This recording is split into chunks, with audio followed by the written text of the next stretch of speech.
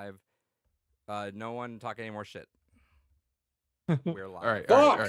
But I God really damn it. wanted to rage about the latest celebrity gossip. Did you hear that Selena Gomez privated her Instagram? The fucking horror. What a I hear bitch. you say the horror. I was like, Jesus Christ, brother. That's insane.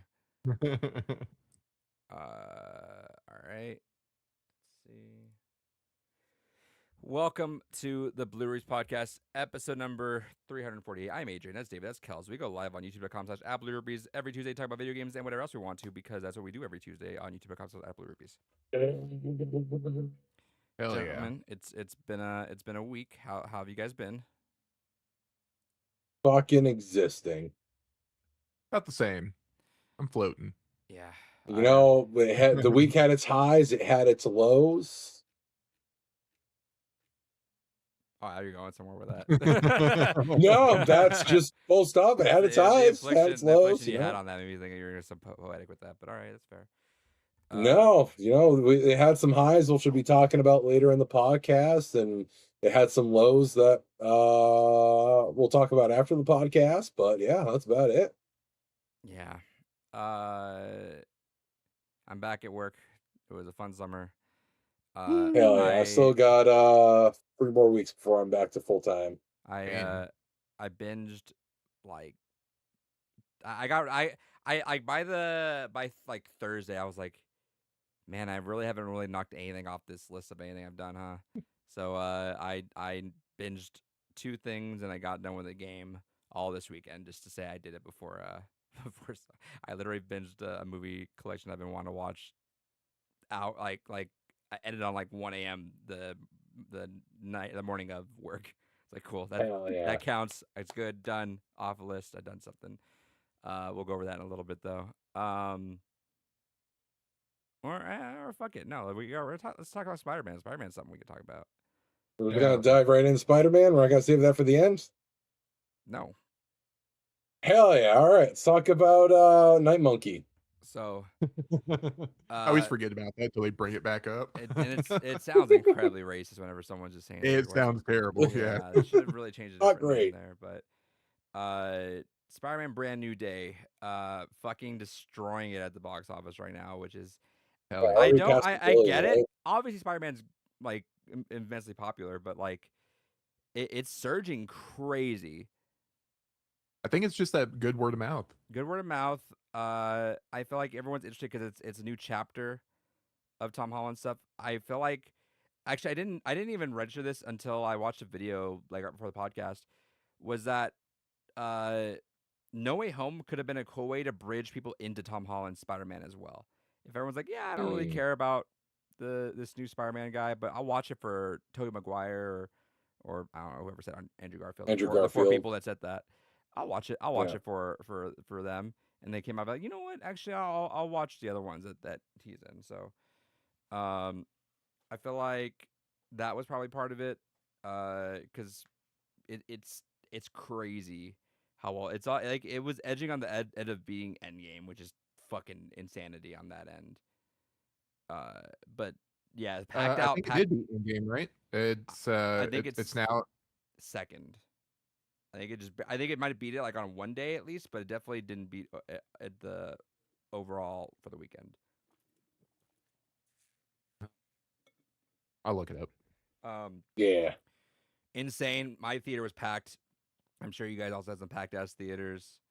Yeah, I actually had to reserve tickets, which I never have to do for shit here. Yeah, and then been wanting to watch it again, but I kind of want to like we just did a standard screen. So I've been wanting to do either 4DX or they just confirmed IMAX for that movie next week, I think, or I forget if it's this weekend or next week. But IMAX is in. They were like, all right, Nolan boy, you had your fun. We appreciate you, but this Spider-Man boy is making a lot of money, so we kind of need to pay attention to that. So, all right, IMAX is on the table for Spider-Man again. Yeah, I seen that. I really want to go watch in IMAX now. Yeah, I was telling him like, yeah, no one has chance. That was fun. Now Spider-Man's doing a lot, so we kind of need that money. Which probably will happen to Dune, I imagine. I imagine Doomsday will probably be on IMAX maybe a week or two after Dune. But it's insane. thoughts. Let's go surface level thoughts, and then we're gonna go spoilers. Hell yeah. I guess I'll start on that front there. High level, I was not expecting it to go as fucking hard as it did. And while it's not my favorite Spider-Man film, it is definitely my favorite live action Spider-Man film now. Okay. Kels. Yeah, I was about to get mad at that, but I completely agree. understood It's that- my when favorite. you had the second part of that, I understood that. Yeah. No, I completely agree. It's my favorite live action one, but I'm also one of those weirdos that Homecoming before this was my favorite live action one. I thought Mm, Homecoming's like great. It's a fantastic movie, and it's a really good follow up to the introduction that we get to Tom Holland in Civil War, and that's why I really like too. I loved his introduction in Civil War, and Homecoming was that perfect build off of it. Uh, yeah. the two after it, like I'm one of those people like Brand New or the No Way Home. Yeah. It's like it was okay, but like So, I didn't love I it. forget that it's also a pandemic movie, so that's why it wasn't Yeah, as bombastic as it could have been. So it's a lot of missed opportunity, which will be good, hopefully, that they resurrect and really triple down within Secret Wars, because they're coming back. Secret Wars, there's no shot they don't come back. Secret Wars.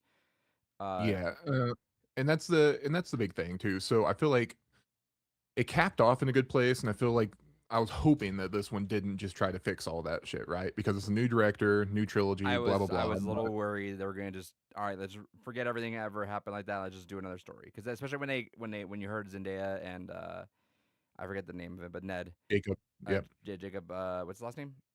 Babylon. Yeah. When I heard they were casting, I'm like, oh fuck, are we just gonna erase everything? Because that was cool. It was that last scene of No Way Home was pretty pretty solid. Like he's making his own costume. He's really on his own. Like let's see how this goes. But I was worried, but no, they actually like doubled down on that, which is cool. Yeah, no, and that's such a cool thing to see. I'm also one of those weird people that like I don't like to see Peter suffering. I like the happy Peter that's having a good life. I like And there's a lot of I people, like Tom Holland be like, I'm going online. Why is everyone so excited that he's depressed? right? And there's like so many people that are just like obsessed with that image of Spider-Man in their head, and I don't know, it's kind of weird, but Yeah. can't all be of the same. So surface level. Yeah, what about you? I'm gonna say some sacrilege, but I know this is a safe space to say that. I feel like if you didn't grow up with the Tobey Maguire movies, they're not as special as as they're made out to be. Like they're good movies, but they're not like Dark Knight, where you go back Dark Knight's like, holy fuck, this is amazing. But like Spider-Man's like, all right, this is really cool. Like I like this, but I feel like those that grew up with it really just have a fonder memory of it by nature. So I was saying it like this. I for sure think this is the best Tom Holland Spider-Man, but there's definitely a lot of room for people to say it's your best live action Spider-Man. There's a lot of room for that, and it'd be 100% valid. Uh, does not touch Spider-Verse still, so No. we're still far ways. I don't know if you can, just because by nature, just how crazy, bombastic, and cool that Spider-Verse just becomes. I don't know if it's necessarily possible, but I mentioned this in a tweet. It was best live action Holland for sure. Best action in a Spider-Man film. New York City was like a fucking city, which was cool. Like it wasn't like background. Sometimes it was like it felt like you were in a city, and it was cool seeing him interact and just be alive with the city. And Destin Daniel Cretton, dude. I'll talk about this later, but I binged Wonder Man. Good fucking shit, dude. That dude is currently the GOAT at Marvel right now. Yeah, he's on the level with like for me with like Coogler with like how they should be held at Marvel. Like these guys are the golden geese. Like you should And let the them do Russo whatever brothers the fuck for currently as well. for sure. Like you Yeah. should let these guys do whatever you should let them cook and get the fuck out of their way. Like how James Gunn was like, Because yeah, just let them have free reign. Don't say shit. Don't bother him. right. Because there was a point where Cretton, he was supposed to be doing King Dynasty, right? Mm-hmm. And supposedly Secret Wars. So it really Did you hear after that seeing, quote was? So the quote was when he was bummed out, like "Oh, fuck, what do you I but can't do Avengers, and then Feige's like, yeah, Spider-Man, I'm sorry, yeah. but you want Spider-Man? He's like, oh yeah, hell yeah, Yeah. yeah. Absolutely, That's fair. Yeah, I'd be the same way. Like, oh, fuck, you gotta get I'll take Spider-Man. Hell yeah. Man, there's such a really cool comic line where Peter loses his spider senses and Shang-Chi teaches him kung fu. He teaches him arachnid style, Oh, I spider think I style remember that. kung I remember. fu. Yeah, I remember that being a plot. And now we have the coolest opportunity to do it. Yeah. Do you think he was planning that in King Dynasty? He was like, let me see if I can weasel my way into that in this little part here. That'd be really interesting if we dive more into like the spider totems and stuff like that. For I sure. you know what? Like, I That'd think be that would have been a cool moment in this. Actually, you know what? Hold on. I think that's surface level. Let me. Yeah. We're gonna. I'm gonna. 2 thumbs up. Yeah. It's good Yeah, enough. I fair. want to go rewatch it in IMAX now, and Yep. probably another time, like I want to 40x. go 40x, dude. 40x. Yeah. And Especially, so another surface level thing, dude. The swinging is so fucking cool. it's cool. Like, Like Yes. you underestimate how like much swinging mechanics are there, but like the pull of it all alone just like gives weight to it. And you get that one Right. POV shot, you're like, oh fuck, this is he's doing some it shit. made my stomach queasy. I turned to my wife. I said, "Ooh, my tummy just did tumbles." Yeah, 'cause you never see. It's weird how many Spider-Man movies we have, and that's like you get that feeling. You know, it's like at some point you got to wonder because it's funny because you don't really put in perspective. Tom Holland's been Spider-Man longest out of everyone by far. Yeah. Like far and away, Yeah. he's the longest running Spider-Man. But like you got to wonder now at this point because there's been what 5? This is the 9th. This is the 9th live action Spider-Man film. 3, 2, 4. Yeah. Yeah. So at that point you're wondering. Yeah, like, if you don't what, count the live action series or anything. and you gotta wonder like at some point like how are we still not getting some cool ass shit that we just never seen in a Spider-Man film, and we're still like there's a lot of stuff in here like how do we not do this earlier, you know, like how are we not like exploring this like all like the and Insomniac has their DNA written all over it, which is great. I turned to my buddy because he went with me and seen it too. I said, "This is Insomniac Spider-Man." You gotta imagine they're cheesing, dude. The developers of that game are fucking cheesing. The guys who are like planning those moves out are like, because you're especially the beginning scene. For spoilers by the way. Oh, yeah. When aliens off my shoulder, spoilers are off. Dude, yeah, like the beginning when they're doing the tank stuff. I'm like, oh, I turned to my girlfriend. I'm like, I've done that a lot. Yeah, been there. Yeah, I've been there. Dude, first thing I want to say, I took we had a double date to go watch it, and I turned to my buddy, also just obsessed with Spider-Man, and we both like made the same exact look at each other, like, holy fuck, that was a dope shot. It was the shot of Hulk running through Punisher and Spider-Man pulling Punisher underneath Hulk as he's shooting, and his Hulk just goes. It was like we looked like that's a fucking sick Well, shot, dude. So that's why I fucking loved about this movie too. It's like, so similar to the Russos, I feel like Dustin just understands comic books because there's so many times Yes. where he intentionally set up like it. So in comic books, there's this thing called the splash page. It's a full art panel that usually takes up both pages, and it's usually the big action shot. And the money shot, Russos if you did will. this. Yeah, it's the money shot. It's what's going to sell the whole conflict. The Russos did this in Civil War. They did in Endgame and all the other fucking movies. It's essentially And not to interrupt you, but it's essentially that fake shot at the end of the Infinity War trailer. Yeah, or like it's them all facing off on the airport in Civil Yeah. War. It's that shot. And Spider-Man did this with the Hulk, Punisher, and Spider-Man. Because it even does like the slow-mo, kind of like, Frank shooting. You know, it's a sick forward. shot, and you know he had that in his Yeah. mind for the longest time. He's like, "This is how it's gonna fucking look." Yeah, and Or- it kind of dude- hangs on it. dude. Because it's almost like a yin-yang. It's really cool. Dude, I gotta say, I do myself a disservice. I need to start watching Daredevil and everything because I need to get on this Punisher stuff. But dude, Oh, dude. it was Punisher's so so fucking fucking good. funny. Just the response of Frank, that's the Hulk, and like the slow realization he has, his eyes are like, holy fuck! Like, what did I just do? Oh fuck! You're shooting at the Hulk, dude. This is out of your pay grade, man. Yeah, you will die. You're shooting at the Hulk. We need to go. Just his eyes just fucking large, like, oh shit. Yeah, I love that line. Are you just trying to get out of fighting the Hulk? Yeah, dude. It's funny because yeah, like the Punisher's obviously like a lot more gruff. I know. People are making the joke of like with pictures of John Bernthal like smiling, like, look what Peter did that Matt Murdock couldn't do in 3 seasons. You know, like. I love the memes. They're like Punisher just has a soft spot for New Yorkers in red outfits. Yeah, but they really made it land that like Frank has this like really big. I love the line. Like the line that really stuck with me was when they were arguing. He's like, You know, if I had 1 fucking second to look at my loved ones with my own face, I would I would take that. You know, so I'm like, I forgot the exact line, but he's like, "You're Right. hiding from everyone, but if I could tap that back for 1 second, I would take that." You know, and I like the, and I was kind of worried because I'm over the It's a whole, lot of small lines like that, right? Too, right? yeah, Like they just kind of sneak it Yeah. in, and like it's like one of those blink and you miss it type of beats, and that's why it kind of pisses me off when people are like, "Oh, there's not good writing in superhero movies and film and TV shows." Like, there's plenty of good writing. yeah. It's just unfortunate that we have a bunch of No, shit I'll talk about as Wonder well. Man in a little bit. And that shit was fucking amazing. Right. But I was worried because I think the only thing the MCU Spider-Mans do that I kind of still get bummed out at is the inclusion of MCU stuff.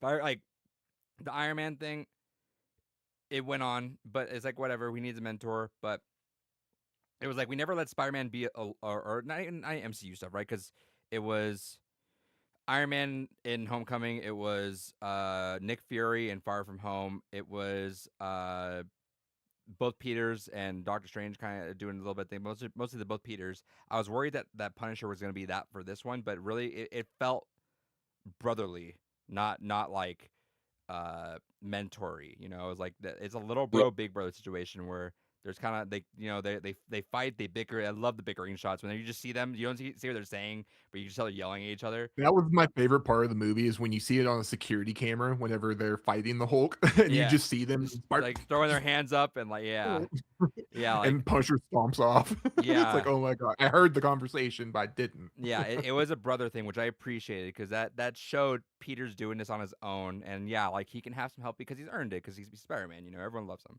but he Well, it didn't also need. just shows like the maturity in general to where he's not that little kid anymore. Like he's standing his ground to the fucking the dude with an LMG with loaded up with 50 more rounds in it. I mean, he's telling him to fuck off. Yeah, It's not him being told by Tony to go home after he fucked up a mission or something. You know, he's the main guy here. He has the experience. That's why. So more spoilers. So you say that you didn't mind Punisher, but what did you think about the other MCU connection in here? Hulk or Nope. Big Potato. oh yeah yeah. Yeah, It's funny because that's everyone fun. kind of skims over that too because everyone kind of forgets like oh yeah she Right. was in there. I liked That one got the big reaction out of me because like I was not expecting it. I Like think even like that the got mask off or spoiled. anything. That got spoiled a little bit to me because I got completely not spoiled on it. It was Kevin awesome. Feige spoiled that shit. What bastard. Because he was talking, I think at the when they had I guess a convention in China or something that he was talking at. He's like, if you like Yelena, you'll see a little more of her soon. And I've heard rumblings about her being in Brand New Day, and I was like, oh, cool. So she's for sure in there. You avoid trailers, but you don't avoid the other shit. I know it was quotes that I see on Twitter, which is really fucking annoying. But also I trust Feige not to close his mouth. I know.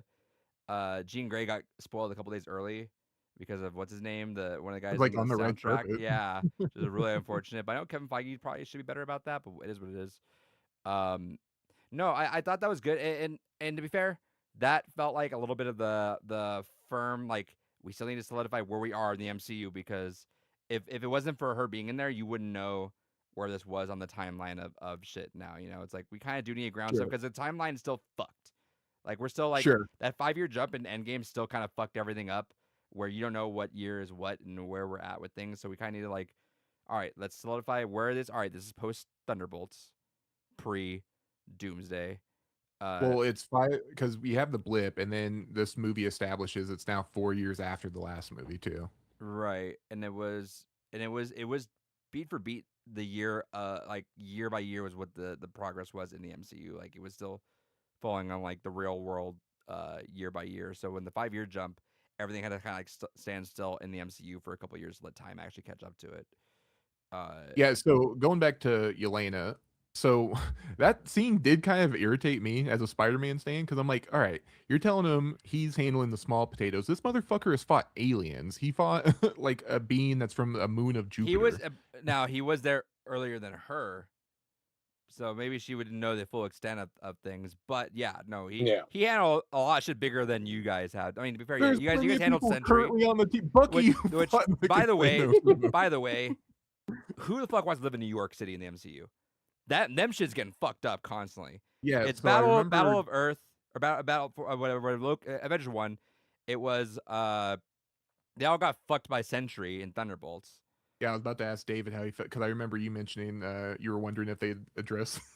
Yeah, I hate that we have had nothing since that release follow up on what the fuck happened there. Like that's just all right. It's just gonna be contained to this one storyline. Like even Daredevil hasn't fucking brought it up. Like the fuck.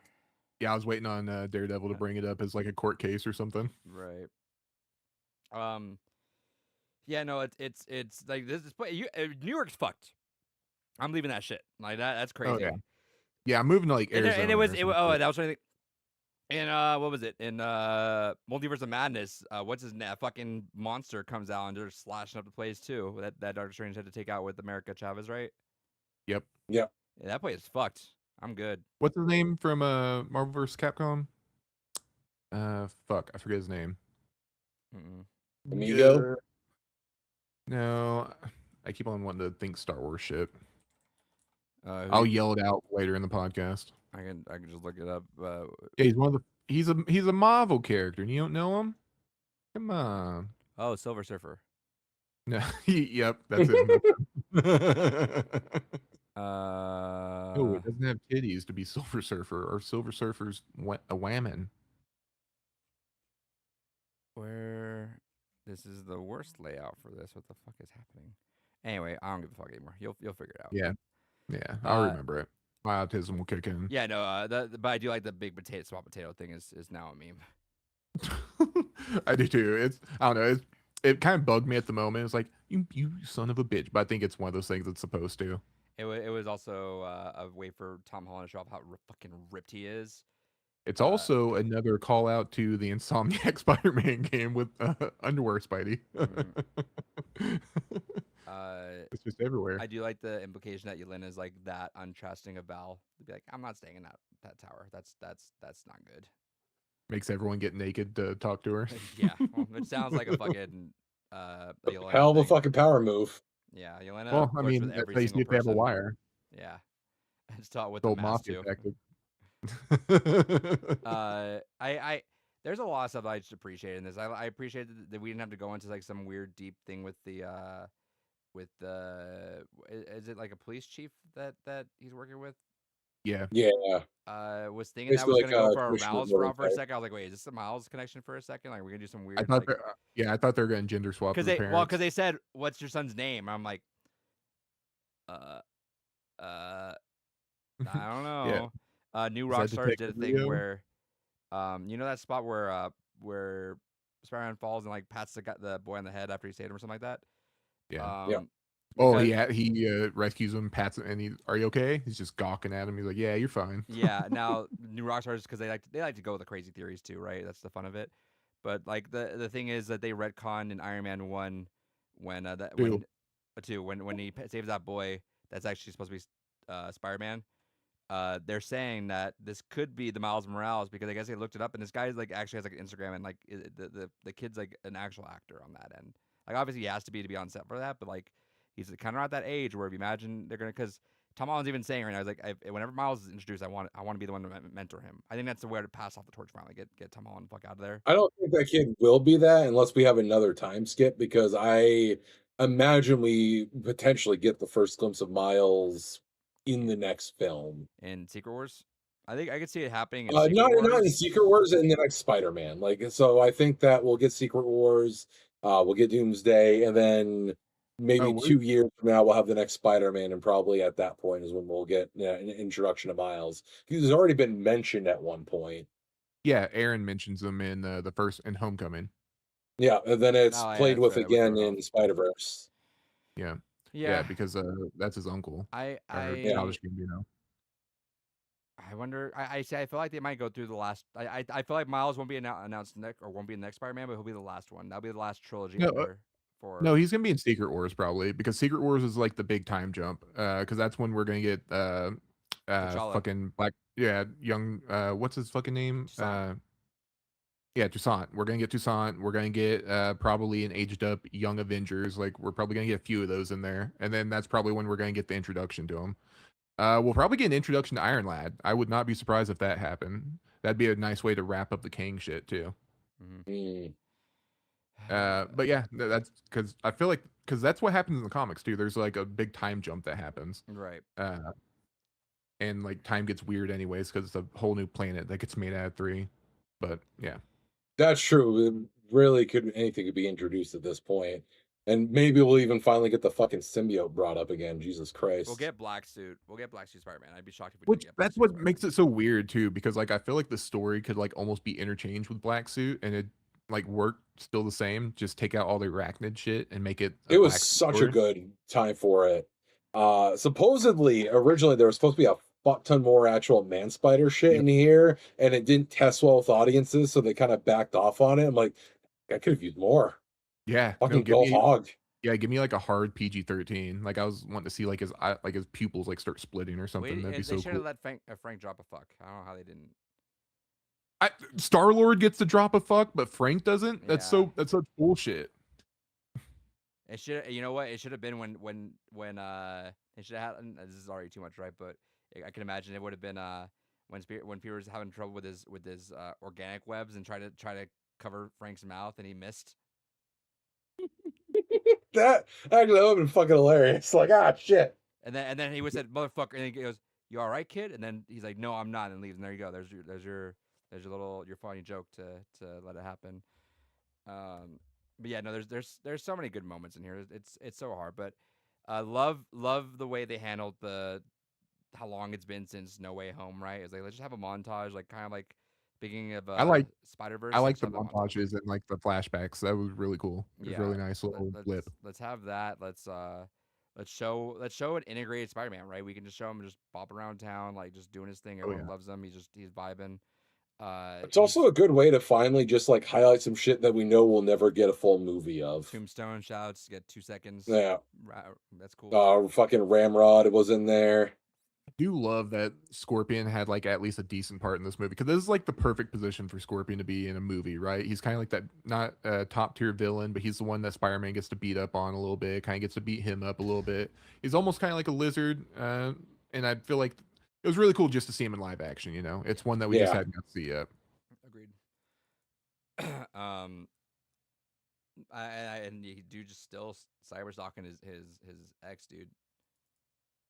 I Yeah, love he the was comment. kind of a fucking weirdo in this The film. Yeah, comments he of real like life stalked them. What do you mean? the comments of please don't watch this movie if you're still not over your ex. Yeah. That's valid, dude. That sucks, but it's valid. Yeah, no, it was pretty wild. I did mention. Oh, I was gonna mention something about Daniel Cretton.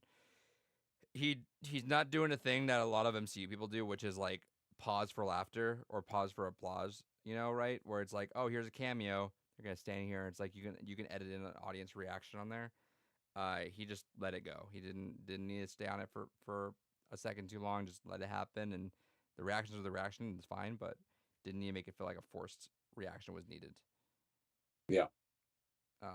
So I appreciate that about them. I know they're already talking about him for Spider-Man 5. I'd be shocked if they weren't like coughing up my like, you need to do this again. Supposedly it's already like something that they're in pre-production for. Like they kind of wanting to work both of them back to back. And he's doing Shang-Chi, or I think that's in production too. I think Shang-Chi 2 is just kind of like in the ether somewhere. It's just like it's not an actual thing, but it's out there. It really needs to happen. I agree. So it's racist if it's not. I think the only thing that I thought when I wrapped up like my complaint, but also not really a complaint, but just really was the structure was kind of funky. Like it felt like the movie was wrapping. Yeah, and there was a fourth act. Yeah, it felt like a fourth act. It fucking feels its length. It is a girthy film. See, I wasn't feeling like it was a long film, but it's just like like Adrian said, like there's a perfect wrap up moment, and then they're like, oh wait, we have to solve everything else. Yeah, no, it felt weird. It felt like we were genuinely rapping. I was like, oh, okay, and I felt fine like that. I'm glad it kept going because I was like, yeah, now like it really felt good. But like it felt like there were two climaxes. Yeah, which was interesting. Sure. Yeah. But I mean, it still worked out. But with that said, yeah, the structure was a little funky on that end. Fuck with Sadie Sink though. She Yeah, no, Fantastic performance. Mhm. she did really really good. I think a lot of potential. She's young, so they're gonna keep her ass around for a long time, which is good, you know. And I don't know anything on that end. Kels, you're the expert on that end, but I've heard just from people talking like there's a lot of shit they can go with because they're kind of pushing her in this direction that is very flexible for Phoenix Force stuff like that. Well, it's kind of interesting Yes. because, like, in all the previous movies, like, you never see like a darkness to Jean. It's just kind of like all of a sudden, oh, she's possessed by Phoenix. Oh, she murdered Professor X. Oh, she's doing bad things. And this one, like, she's demonstrably a bad person throughout this film. Like, she does She terrible straight up shit. murders people. Mhm. Yeah, like she straight up has people just like die, like because she has like no concept of like a human life.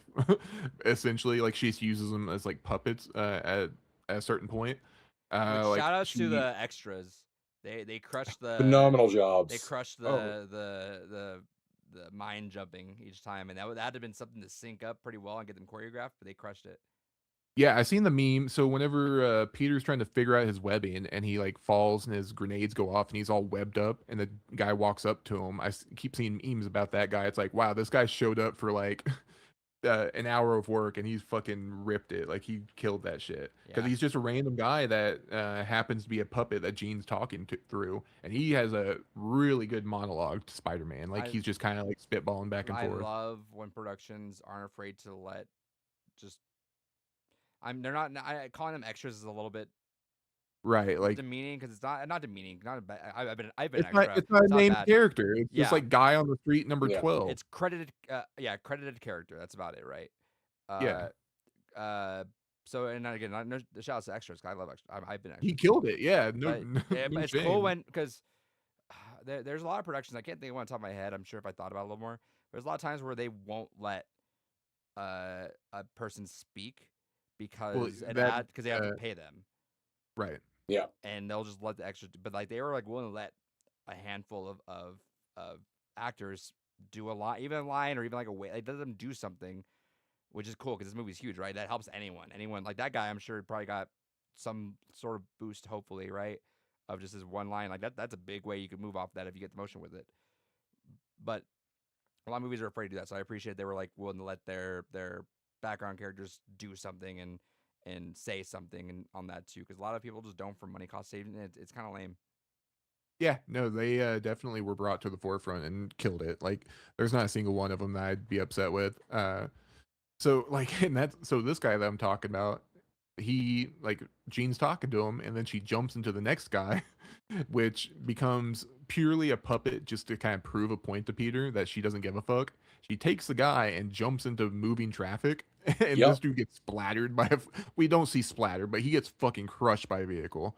He Uh, did Gets not hit live the that. Like same way there's that no like way. Spider-Man gets hit by the train, but Spider-Man can live that. That guy can't. That guy's dead. yeah, Yeah. he was a older gentleman. Let's just say that. He had a hard hat on And though. yeah, no, that's safety. No. But Wow, the like guy should have slowed she down. He saw a safety vest. yeah, it's all the car driver, the person behind the wheel's fault. They caused it all. Yeah. No, she True. kills that guy. She fucking uses MJ in like one of the most fucked up ways. Like she kind of tricks Peter using his emotions of how he feels about MJ, and he pretty much comes out to her in the moment about like the whole mind wipe thing, but it turns out it's Jean in MJ, kind of like drawing it out of him, kind of antagonizing him. And then she goes to Yeah. throw MJ off the roof. Yeah. Which, by the way, following a diabolical fucking moment, you would fuck with Peter like that, dude. Like Yeah. that was like top 10. Like, oh fuck, that's because Well, it didn't. So the thing is, too, like it got me good because it I was got my expecting. ass, and I feel stupid about it because I'm like, oh yeah, of course, right? But it got my Well, ass. I was I was bought following in the rules of the movie. I was like, okay, she has to be 33 and a because, half feet away. but Blah also blah blah blah blah. but also I totally expect them to reset everything. You know, like Exactly. I was like, That's oh yeah, I was like, they're looking for an excuse to reset this as early as they can, right. just to move past it. And again, that's Right. why I'm happy they had the balls to keep it through all the way. 100%. Because It I was worked bought in. I was really like, well with all these different like story beats, right? yeah. And but even so, like halfway through the movie, I was still kind of impressed. I'm like, all right, cool. It's heartwarming, like shots. And then afterwards, I'm like, oh fuck, you dirty bitch. What the fuck? Yeah. That's fucking nuts. How dare Yeah. you? Even Spider-Man's like, that's evil. That's fucked Yeah, up, bro. no, yeah, and s- and that's why I think like that moment, like you learn that Jean's a dirty, rotten, just son of a bitch, and that's why I think it's gonna be really good going forward. Whenever we do have that turn with the Phoenix, eventually, whenever the fuck that happens, which I hope it doesn't for like years, Give because me it's give just me so the overdone quickest now. Well, one paragraph thing on that because I'm aware of it It's but her, not it's her symbiote suit. okay. It's literally the same thing. It's a yeah, cosmic being that just a giant and beard. yeah, that inherits like her body that takes over, and eventually she learns to be able to kind of conform and use it Okay. and become like a symbiotic relationship. It's literally this just a symbiote suit So for it's her. evil for a while, but Yeah. then if harness, it's good It- shit. Right, it superpowers her. It's Yep, Sentry she as well. becomes like a yes, but fire instead of like yeah. razor light. Cool. It the thing that I thought was kind of interesting is because there is a problem that we have when it comes to establishing X-Men in the MCU, which is that from a historical context, we're very far removed from the real life motivations for a lot of the X-Men. Like you can't really do Magneto's story anymore. I Not mean, not directly. you can do ice detention though. You I think you could do that. I think But there's like like I analog for it, but but I, fe- I think okay. I feel like it's going to be a thing where Magneto is going to be able to relate to a lot of the stuff that's currently going on and be able to relate it to his past. I think for having the send off of Magneto, because we're obviously getting McKellen there getting sent off, which love that they go ahead and do a fucking Lord of the Rings quote off in the film, knowing that McKellen's going to be around for the next one. But it's kind of one of those things that if you're looking at it trying to get into setting up the concept of the stakes of the X-Men for a younger audience, having the older Magneto be the one to kind of still start off and kind of relay a lot of his history from his dimension and his world and his time to the newer mutants gives the opportunity to still have some of that historical context of the character while still giving a new character to build something different with. Like, I think it would actually be interesting if Jean didn't right away start with the X-Men proper, and if she was the catalyst for the Brotherhood of Mutants in this newer continuity. I think that'd be actually kind of a fascinating take on it. I think she's going to be what causes like the humans for humanity. Uh, Pretty much what we're getting in X-Men 97 right now. I think that's what we're Yeah. going to get, and Spider-Man just created the inhibitor collars in the movie as well. Yes, which I thought was very fascinating. He Because basically made all the anti-mutant tech. yep, which And, also and it's literally but it's a good callback because we got Ultron because of Stark. because of Stark, and it's also pretty funny because canonically in the comics, the mutants do not fuck with Spider-Man. It's one of those Yeah. weird things where technically Spider-Man's a mutated person, but he's not a mutant. And so he's like, "Hey, I'm with y'all, right?" And they're like, "No, you're not with us." And so this just kind of gives him another reason to not like his ass. Yeah, you're not mutant enough for us. Right. You You don't get to you say got it. that vitiligo. Get out of here. And it's also really interesting too because we've kind of gotten establishments of mutants in the MCU. Namor is the Yes. first mutant or one of the first mutants. And then we got Kamala confirmed as a mutant as well. We even got and the X-Men sticker. Yeah, that's what I was saying. Namor. I just had an epiphany. I realized that Spider-Man felt like The Last of Us Part 2 with that extra shit at the end, but I mean, but Brandon Day wasn't along and made me hate it more. And Yeah, Last it's of Us just Part 2, a it feels like it's gonna end. You're like, all right, cool, wrap, and they just fucking keeps surprise going. epilogue. Yeah, surprise epilogue is a whole other fucking act. I'm like, what do you mean? But at least in this one, I'm like, all right, cool, like that's fine with me. We're out of here in a little Right. bit, not 4 or 5 more hours of this shit. There's a lot Which of that's what. So that final epilogue I thought was really cool. Just getting to it because we get essentially we get to see Jean's secondary mutation because throughout the whole movie, all she's done is telepath. She's just been speaking through people's bodies and working through them or reading people's minds, right? Trying to get into their heads. Yeah. And that's not all canonically. That's not all Jean does. She's also telekinetic. She can move things with her mind. She can do psionic bursts. Yeah, she's basically the second strongest, depending on timeline, the strongest yeah, she's mutant. yeah, she's Omega level even without Phoenix. So she's very strong. And we get to see that development, which is really cool Like I said, because and I'm just she's a nerd for younger, that type of shit. so that means they'll keep her. They're planning on keeping her story for a while, which I appreciate. It means we're gonna Mhm. do a lot of things with this stuff. Where it's funny that Peter Parker is Oppenheimer though. I like that meme too. He just fucked a lot of things up because he gave Milchek from Severance a free ride. Just Yeah, fucked my boy needs to every. stop getting typecast as sketchy motherfuckers that just lock up people in these weird government programs. I didn't recognize him at first because he just had the full beard, not the mustache. Mhm. But he gave him the key to be like, oh fuck, always X Men up. Oh yeah, New Rockstars. he just invented a new type of racism. New Rockstars caught it, which I appreciate. Was when they were looking at that one. I forget. Was it Shocker? Who was the gun they were looking at earlier? Was it Shocker? Or am I thinking Yeah, Shocker? Yeah, Shocker. shocker. And they called it Weapon X, which is gonna the code name for that, which means that's the DODC is calling them X Men off of that. Mm. Which also DODC, it's kind of fun watching this and Wonder Man back to back because you're like, oh, these motherfuckers gotta deal with the DODC Still gotta a watch lot. that. They were also in Daredevil as well, I believe. They were in there. They were in something else. I want to say The last Spider-Man movie. they were in that one. But I could have sworn there was something. Oh, Miss Marvel, I think. I think so. Yeah. They're in a lot of the TV shows. Right. All right. Any other big standout things on there? Hulk was cool. I'm glad we got Hulk back. Ladies and Yeah, we gentlemen, got actual he's Hulk back. And Hulk remembered Peter. Yeah. Yes. That was really cool to see. That was a really cool moment. I'm just glad we're back to where Hulk is where he needs to be. You know, none of the smart Hulk shit. We're good. We're past that now.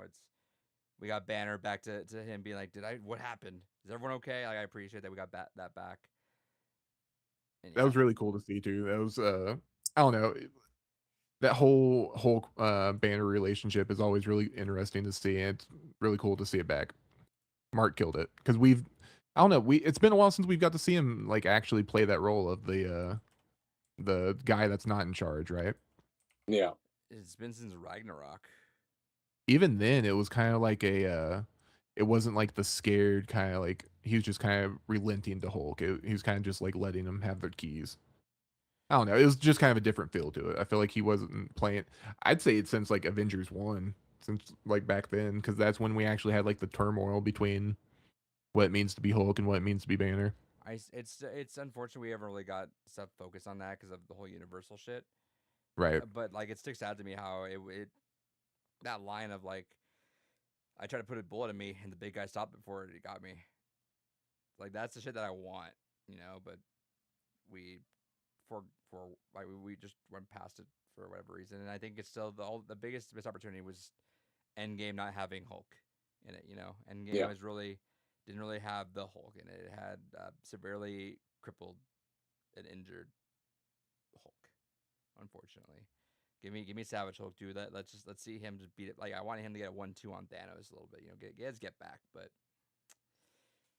Yeah, well, we also didn't get to see the proton cannon, so we can't get everything we True. want. So to go back to the beginning, thoughts on how the Punisher stuff ended with that, because that thought was so wholesome of the, all right, Peter, we'll get you out of here. I love that they got the comic cover. First off, they got a lot of comic covers in this, but the comic Oh, cover yeah. of him carrying Spider-Man into the hospital crushed it.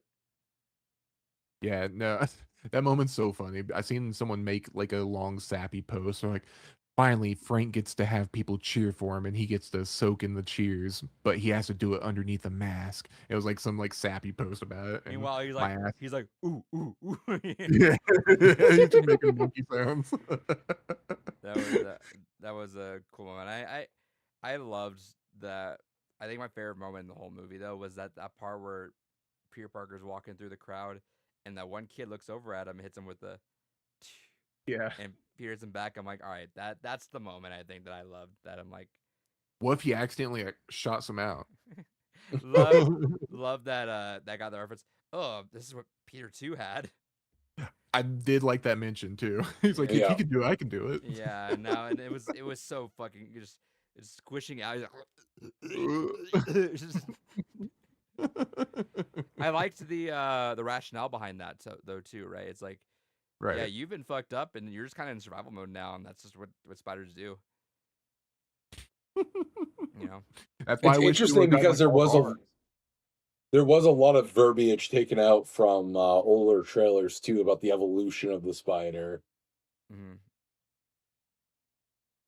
I'm curious why they took all that out, or if that was always meant to just Tell be me- trailer stuff. Tell me, y'all didn't like. It didn't get me. It almost got me. There were a few moments where this almost got a tear or two out of me. It almost did. But man, that last shot, the last moment with him and Ned, I'm like, all right, that was the moment. You know, it's just two bros just having that moment, and you know Peter wants that so bad. I thought it was so fucking sweet when he and Ned were making the Legos and MJ's there just drawing them both. You know, like it was a lot of moments that were really cool like that. But it was like the bro handshake, dude. Just, it comes back. Did you notice that she also drew him in his homecoming suit? Oh. Did not notice that. People Yeah, are his old wondering logo. how permanent it is, and like maybe they can say that like, oh, Jean Grey like shook their mind back up into where it is, but I feel like it's gonna happen. Like, all right, but also I kind of like that it doesn't. I'm kind of like they just said no. I thought that was really poignant. You learn a lot I about think it would be awesome if only Ned's comes back because they kind of establish it. They in the Yeah, last movie, he's kind of magical. yeah, they established that he's kind of magical, and in this one, like he hits him with the muscle memory. I think that's gonna jar something loose there. Yeah. Yeah, And I think it's okay if MJ falls back in love with him, you know? Like I don't remember everything, but don't. I see well, I mean, not even logically, but I see all around Peter you on needs a the- hot, thick blonde in his life. Okay, he needs to find him. a We Gwen. need do- to I do finally think get it's- some other women other than No, MJ no, I in agree. here. I think that's the better route. But I'm saying but assuming they don't, I think that's not a bad route to kind of go under like the you see him who he is, right? But also like I like the idea that they're just now just three homies. They're three homies. Yeah, 3 homies. Keep them that way. Finally, give us fucking Black Cat. Dude, but the breakup scene where she was like, I don't love you because I don't know you. And then, hey, I kind of need a ride back. And you learn a lot about a motherfucker because there are a lot of guys that said, I would never do that. You can leave a girl without her phone in the middle of fucking nowhere, New York City. In Frank's booby trapped house. Yeah, or landmines everywhere. Audacious, brother. But dude, you can feel that like the heaviness of that scene where they're like so on him. He just like mask on. You can still feel how. Well, because that was something I really enjoyed about this movie too. His suit was like completely practical. You could see The through the fucking lenses of his eyes, eyes. the best fucking Yeah. feature. I turned to my I was like, they've never done that before, right? He's like, no, I'm like, that's the coolest fucking thing. Like again, 9 movies in and we're getting stuff like this, right? Like that is by far and away my favorite thing that you can actually see his eyes by going through that. Did you notice also it's not a full mask? Like it's only a partial mask. Like he can Yeah. actually move his chin and like actually talk Yeah. through it. Yeah. That was really cool because usually they used to use like the full faceplate. Yeah. Which had me thinking, I'm like, maybe I just start doing that because that should look a lot more mad comfy than face plating it up. But yeah, like I love that eye thing. Like that was by far my favorite detail of the. By the way, suit's fucking great too. Oh yeah. Suit looks great. Love that he's taking inspiration from the other spiders on that. I love the seeing the eyes on that point. The organic stuff was really funny. It was really gross too. Just loved just the gooiness of how it was like squeezing out of him. It was like, oh, what the fuck. But again, Insomniac coming clutch because that fucking end move was like an Insomniac move, right? He just does a spin Right. Rooney and just gets everyone. I'm like, hell yeah. So he uses his webs in like so many cool ways in this movie. Like Yes. so like whenever he's trying to stop the tank from crashing into the building, like he does that move where he goes through the wall and like he ropes them with like he sticks it to the wall and like uses it to like pull people and like fling them out of the way. Yeah. Like there's just so many like cool like ways they Also, they uses stuck it. someone to the side of the building again, like we've done a billion Yep. times in the fucking game. Yep, hanging from the lamppost. Yeah, so many creative ways they're going about it. It's so cool. It's like and man, we're gonna be on our 10th movie with this because obviously they're gonna get more. Like this is a new trilogy. I think they've confirmed they signed them on for another trilogy. Yeah. Uh, I just love how creative they're getting with it. And again, Well, practical should stuff that just take us feels to good. the post credit? Like, what do you think the post credit is for the next movie, or do you think it's for Secret Wars?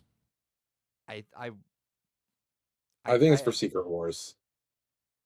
yeah, because it's another world. I imagine that that's just another world of someone else crashing in. I thought it's a Miles thing. I thought because they had a little effect on the screen that looked like the glitch that does in Spider Verse, Right. and I'm like that has to be a I Miles don't thing. necessarily think it's Miles, but I do think it sets up for Secret Wars because I think where it's Ned specifically, and Ned had the interaction with the other Spider-Man. I think it's another Dimensions Ned, probably with Tobey Maguire or Andrew Garfield Spider-Man again. Interesting theory on that. Yeah, with the glitch, I was thinking it was gonna link into the cartoon somehow too. Because it was already That's what animated as it was. So that and so I can't remember fully, but I think it was already showing like Peter's blip on Earth, but it was yeah, also showing another blip off of Earth. another Yeah, Peter spotted out in space. So Right. I yeah. figured that was Battle World at some point, and that could be Miles on that because it said another Peter, but I could feel that also just being just detecting on that. I don't know. Well, the only thing with Battle World is usually it's three Earths that are brought into proximity of each other, and Usually it's they two though, right? uh yes, but this one they're doing the three, and the cores pretty much doom like inverts the polarity of the cores to create like a whole new planet out of it. And so the thing is, they're gonna be there where everything else is. So I don't think it's gonna be like Battle World out there because the Earth would already have to be like reshaping and kind So of like. I need your comic knowledge on this because Mhm. so an incursion is two worlds crashing into each other. An incursion, as we know it, is a diversion on the timeline. Yeah. So it's pulling in three Earths. Does that mean nothing? Nothing else in the universe is affected then? It's a good question. I think it's gonna be explained by like it's gonna be hand waved by like Latverian magic. Right? Because I was watching something in Rockstar and I think they mentioned it, I was like, oh, that is weird, right? Because like that means if we do this, then that means the Guardians are unaffected. You know, Asgard's unaffected. All stuff is unaffected. Really, just Earth that's primarily getting fucked up. Which I mean, yeah, that's where everyone's at kind of right now. But like a lot of the stuff that's the outer world, like Nova or whatever, are just kind of unaffected by this. Yeah, but usually something still causes them to get pulled into it. Yeah, because usually, so in the other comic, so I forget how it gets there, but at a certain point, like people just abandon Battle World and it becomes like a desolate planet, and they kind of go interstellar and just take their problems like deeper into into space. So eventually, it becomes someone else's problem. Okay. And let me see if you guys running with this. Is that I called bullshit on Kevin Feige saying that Secret Wars is not going to be the soft like a reboot per se. I think I called bullshit on that until this because like I said with Sadie Sink and like the cast they're kind of pulling, they could pull some years out of them too. So I think I always thought that we're gonna get like some weird hokey like all right the X Men that are going to be our new X Men are another world and they just crash into ours, and it is what it is.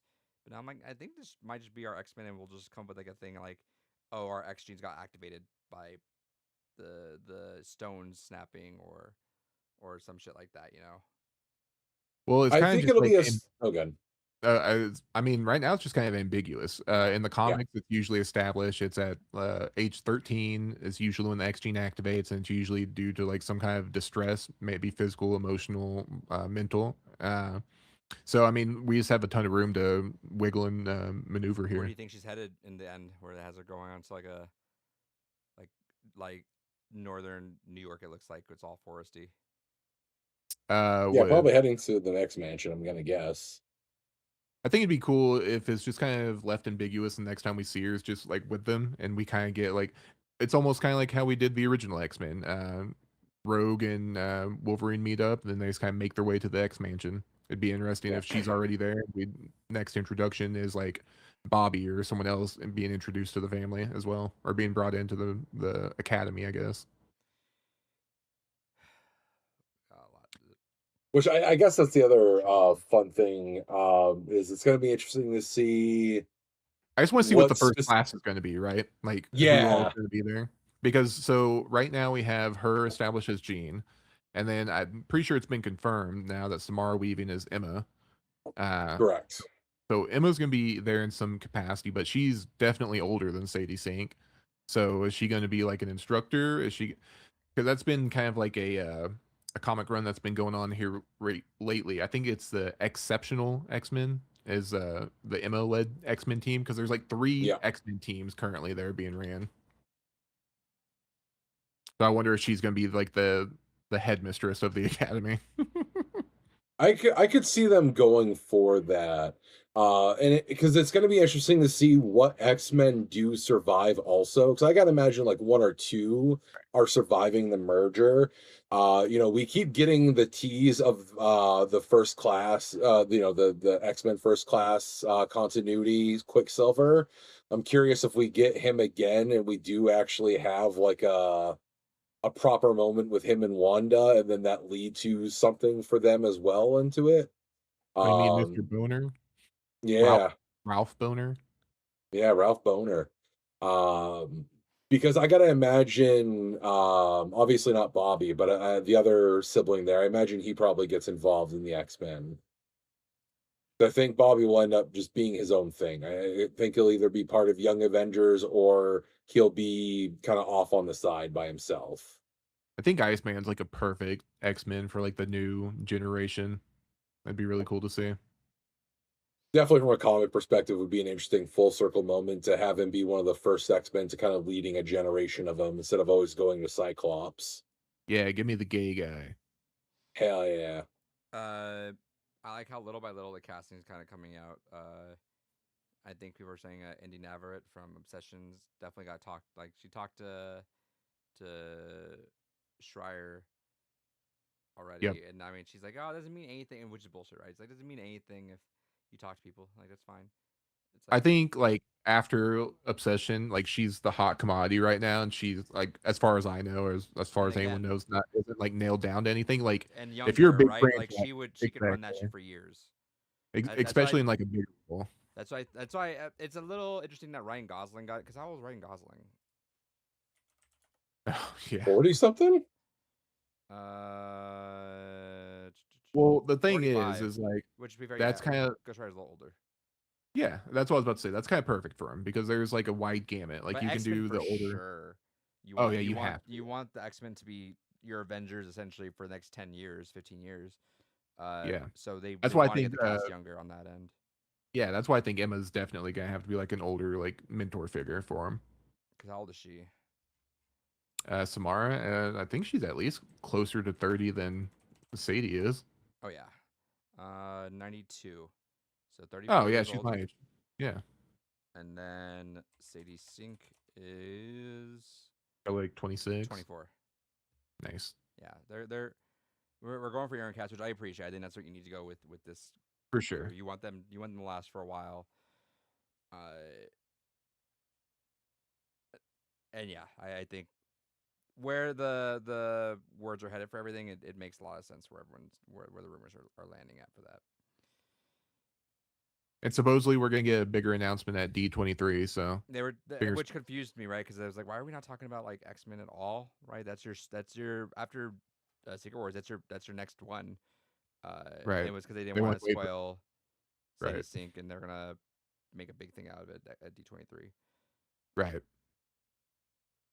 And how much of the cast do you think we get? That so I feel like it depends on if we're gonna see him in Secret Wars, right? Yeah. I think that's gonna be the catch. Because I don't know, something tells me in this movie they're gonna ice like the whole Fox Universe cast Oh yeah. besides like maybe Gambit. Yeah. I feel like Gambit might be like the one carryover just because they feel like that's marketable. But I feel like the whole rest of the cast is gonna get iced, and we'll probably get the new X-Men to come out of Was that. that someone here? I had a conversation with someone where they were like upset they brought Gambit back. I'm like, why the fuck would they not? Who would be Or that they upset were by killing, that? or whether they were killing him off early. Someone was assuming they're gonna kill him off like Doomsday. I'm like, I feel like he's gonna be the only one that makes it the Secret Wars. I guarantee it. Yeah, because I mean he's you got so much potential with him right now. Like why not just run with that while you can? Yeah, the iron's too hot to not. Yeah. I forget who I had that conversation with, but like, yeah, no, they'll keep him around because Channing Tatum's Oh obviously yeah, very excited to do this. They're gonna tone him down. Obviously, he's not gonna be as goofy as he was in Deadpool, which is fine. But like, he's gonna like obviously he loves his role. Like for a Gambit in a Deadpool movie, perfect role. Like was as goofy as stupid and like as badass as you need it to be. But I don't see why they wouldn't keep him around and just even him out a little bit. You know. yeah, for sure. Like I said, the iron's hot. You gotta fucking keep using it while you can. Which makes me wonder if Wesley Snipes does come back. I could see Still him the coming back. only Blade. I love that was how Deadpool and Wolverine just played out, right? And it's getting even funnier with Arcane maybe going under and Blade the game maybe seeing the thing. Dude, what was that? Was Mahershala Ali's interview since the last time we talked? Yeah, it has to have been. How he was like, "Yeah, I don't know how they didn't do this. It's go talk to them because I don't get it. I tried." Which is crazy because technically he has appeared in the MCU. Mm-hmm. Yeah. He was in They had fucking Eternals. What If. Oh, what if? Yeah. Yeah. Forgot that he was in Yeah, Eternals too. yeah, no, Also, he was the actor for Diamondback, wasn't he? yeah. Yeah. For Luke Cage. Yeah, no, he was in What If. They used his likeness and everything. He's also a skin in Marvel Rivals. Well, I don't know how you just dropped the ball on that. That's obscene. Genuinely don't understand that. Yeah, me either. No, well, part of me is starting to wonder is like, how much is it him? Maybe like there has to be some kind of disconnect there. There has to We be need two sides of this story, right? Like that. right, because like I do understand they're probably on some fuck shit and doing something fucking stupid over there, right? But at some point, like you have to like something's going on here because there's yeah. you're there for this long for a reason, and there's a reason why they haven't made it for It this makes me, long. but also on the same token too. This is Marvel's writing in the middle of like Eternals, right? Like their writing was not, or their production was not as top tier as it was like during Phase 3, right? Where it's like every Marvel hits a banger. These ones are like, okay, no, we had some misses. We had some misses for sure. So I wonder if he was just being critical enough to like, I know whatever movie we make has got to be like the movie. But also, yeah, it could have been just he was a little bit too precious about every script and it had to be too perfect that it just never fit to his standards. I mean, truthfully, it could have been John Wick but with Blade. Right? No, that's all it had to Well, have been. So we're done with yeah. Spider-Man Right. spoilers, right? Yeah, Yeah. we're probably Good good. ass I'm gonna movie. go look that up real quick. Hey, one more side. Great movie. Awesome movie. Yeah, 11 out of 10 would recommend. I love Spider-Man. It's such a cool movie. I love it. I like when he farted right in the clown's mouth. No, I missed that scene. It was right at the beginning. Guess I walked in Why late. it's not a spoiler. Yeah, it's not a spoiler. Everyone already knows that. What's the next movie you're watching in theaters? It's an excellent question. Let me what the fuck's coming out again? Is it Doomsday? I'm definitely seeing something before Doomsday. Staying on Spider-Man for a second. I think I'd put Spider-Man up as one of my favorite movies I've seen this year too. It's definitely in my top 5 so far. Yeah.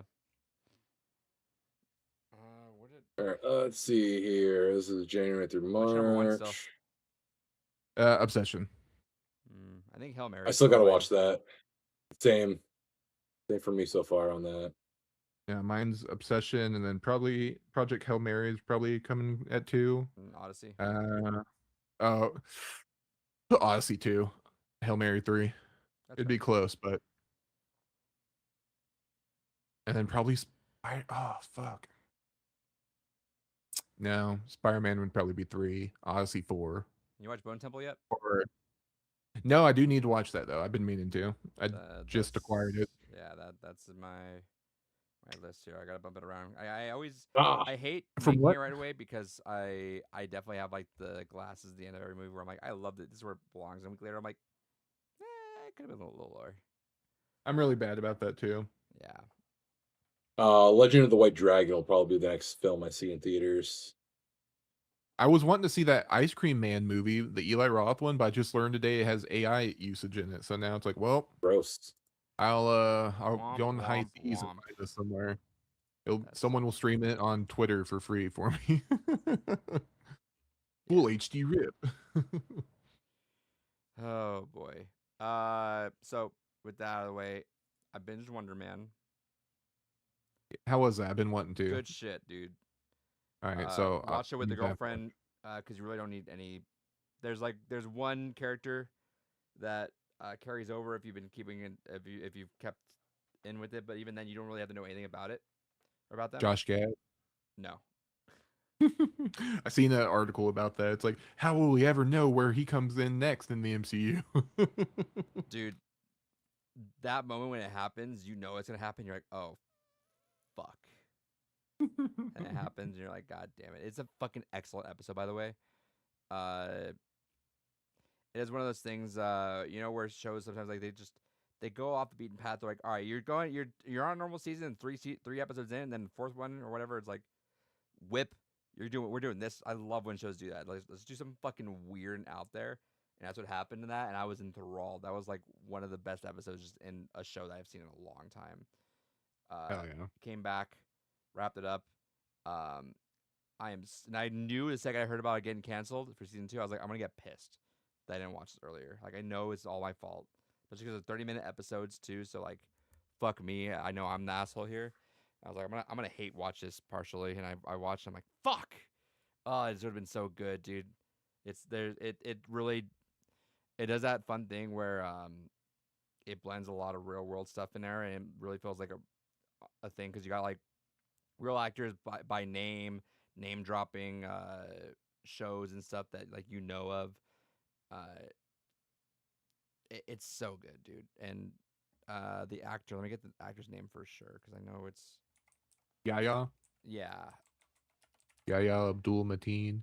That's one of the things that irritates me about it getting canceled is like you waste an actor of like his caliber that really puts his whole OC into it, and on a show that just gets canceled, and for a character you're probably never going to visit again because he I has a very Yeah. niche role. I didn't He, realize how much the Marvels bombed until last night.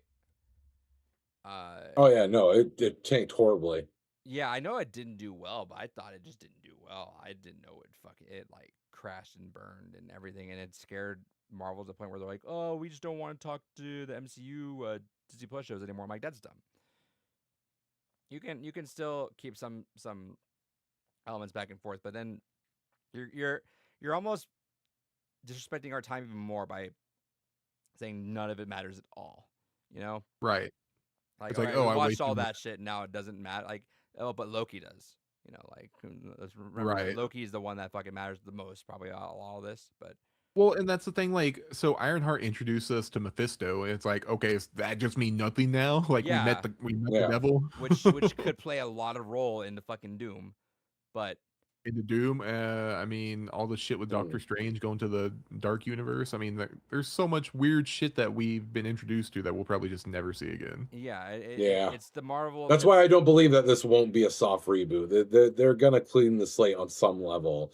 I don't think it'll be a soft reboot in the sense that, like, all right, we're dropping every storyline, but it's gonna be a good excuse to handwave a bunch of things that they just don't want to revisit.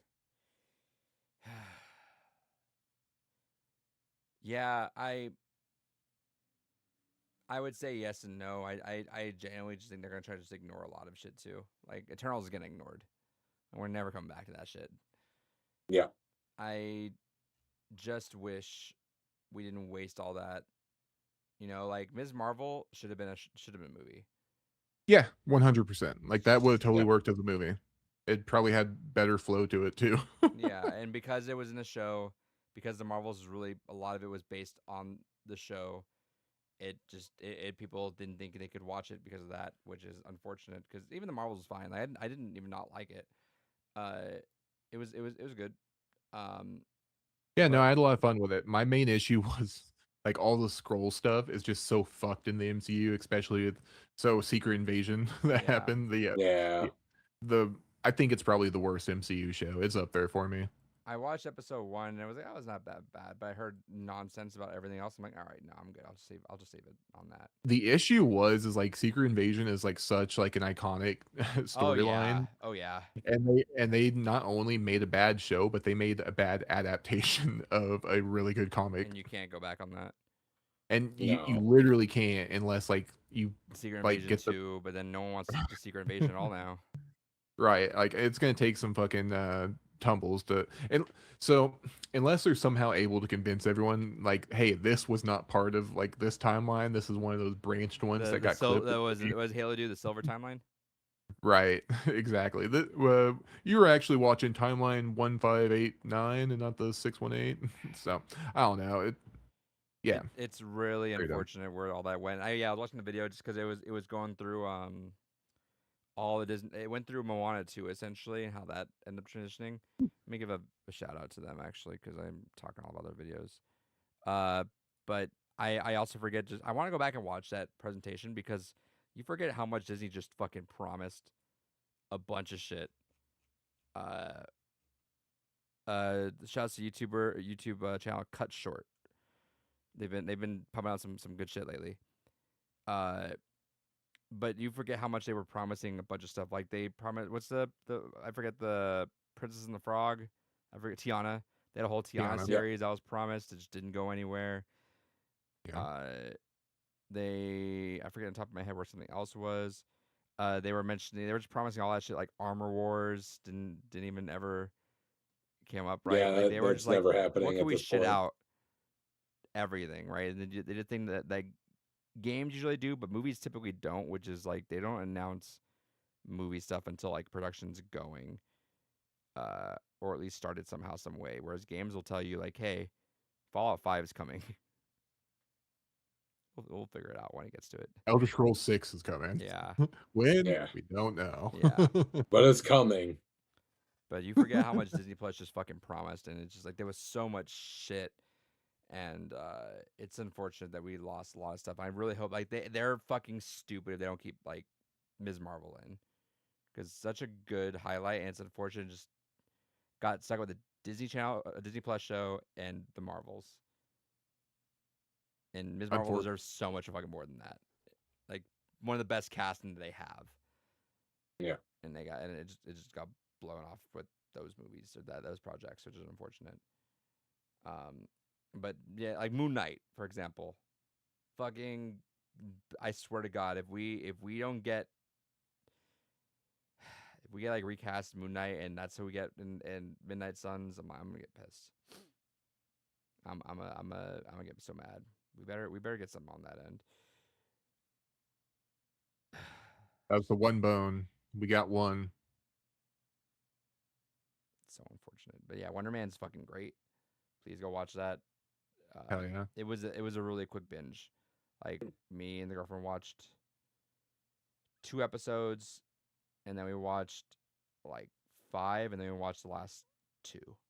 It was real like she really liked it too. She was into it. Last thing I did before my break wrapped was I watched the Before trilogy, the Criterion movies. It is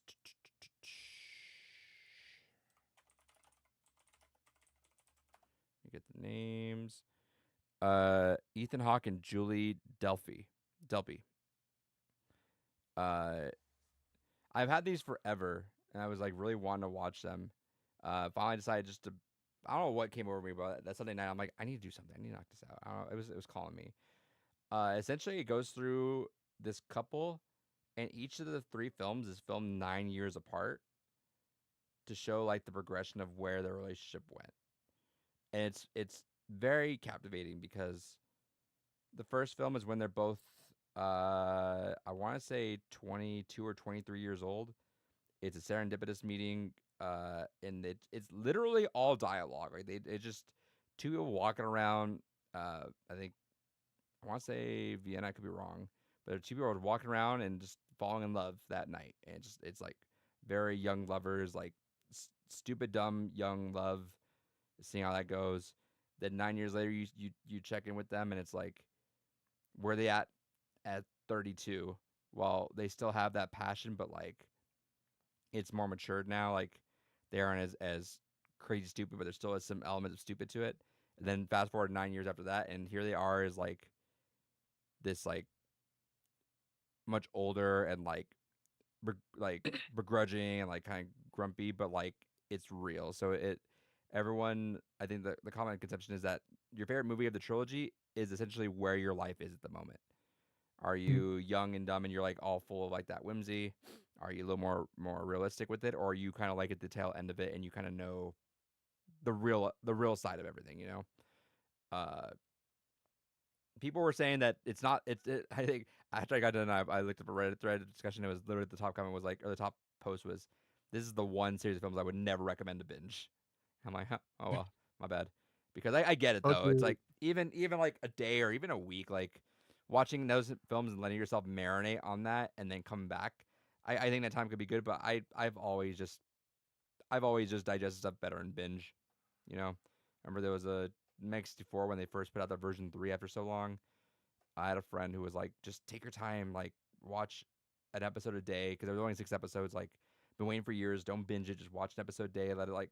I got 3. I'm like, I hate this. I want to just binge it. Like, I mean, give me a full fucking just marathon of it. I love just digesting it all at once like that. But whatever way you do it, highly recommend it. Fantastic trilogy. Might be one of the best trilogies, I think, personally. It just tells a really captivating story, and there's so much fucking good dialogue in it. Like, it's probably my my bar for dialogue in movies now. So, shouts to that. I'll talk about the last thing we did after that, but first, let's wind all the way back after a long talk. David, did you get anything this week? I got these organizers over here. Hell yeah. I noticed that. That's basically about it. I mean, I got some other shit, but I'm still just waiting for all to come in. I mean, I got more cardboard, but yeah, just waiting on other shit to come in. Hell yeah. Kels. Same, just more cardboard for me as well. Hell yeah. I forgot to show this game after we played our last game last week. I got Bad Company 1 because I want to play through 1 and 2. I never played 1. So, One's still good. yeah. 2 was definitely the better multiplayer experience, but you know, one's still a great time. And then I got this for $10. I figured why not? Star Wars Outlaws. I was kind of tempted to cop that too, or the PS5 one was only $10 as well at Best Buy. Yeah, $10. Why not? Yeah, that's an easy price for me. And that's all I got. David, what'd you play? Speaking of games, I was gonna say, speaking of games, did you see that the Gears beta is this weekend as well? No. You gotta talk to us about that. I didn't keep up with that the presentation, but I did read a little bit on the horde mode stuff. So you're gonna tell us about that. Yeah, no, that's some good. It looks real sick. The beta has horde mode and PvP. So originally the early beta was just going to be horde mode, and then the next week's beta, the open beta, was going to be horde and PvP. And I guess the PvP players got pissy, and so they're like, "All right, guys, we'll do both on the first weekend too." All right, you babies, we'll give you what you want. I know, fucking crybabies, dude. You know what they should do is just put the beta on PS5, but not the game. Yeah, not the full game. Yeah, 'cause it's already made, right? Just tease them a little bit. Right. Here's demo. You like it? Go buy that. You fucking broke boy. Broke bitch. Fucking pay extra. Yeah. Who cares? Fuck you. David, what'd you play? Hell yeah. I played through Atelier Marie. I've been wanting to go through the Atelier series for a while now, and I was like, all right, you know, it's a short game. I can bang it out in a few hours and just say that I have officially played it. So played through that. Fun little time. I normally am not a big fan of games that require a time management to them, which is why I delayed on really getting into the Atelier series. But no, it was fun. Very forgiving on the timer. Some of the other games in the series are not as forgiving. But it's definitely not a great entry point to the series. One of the biggest weaknesses with it is where it was the first game in the series. It was very casual, didn't really understand where it kind of wanted to go with the idea. And so it really wants you to just kind of take your time, play at a leisurely pace. Maybe you do a little bit of this character's story, maybe you do a little bit of this character's story. Then if you missed anything, do it on a replay. But because of that, it doesn't really do a lot to like force you to interact with any characters and to give you a reason to get endeared to them, unless you decide randomly, I just like the look of that character, so I'm just gonna go figure out what they're all about. So it's a little weak on the plot side, but fun little experience. Glad I played it. Finally at least knocked that off the belt there.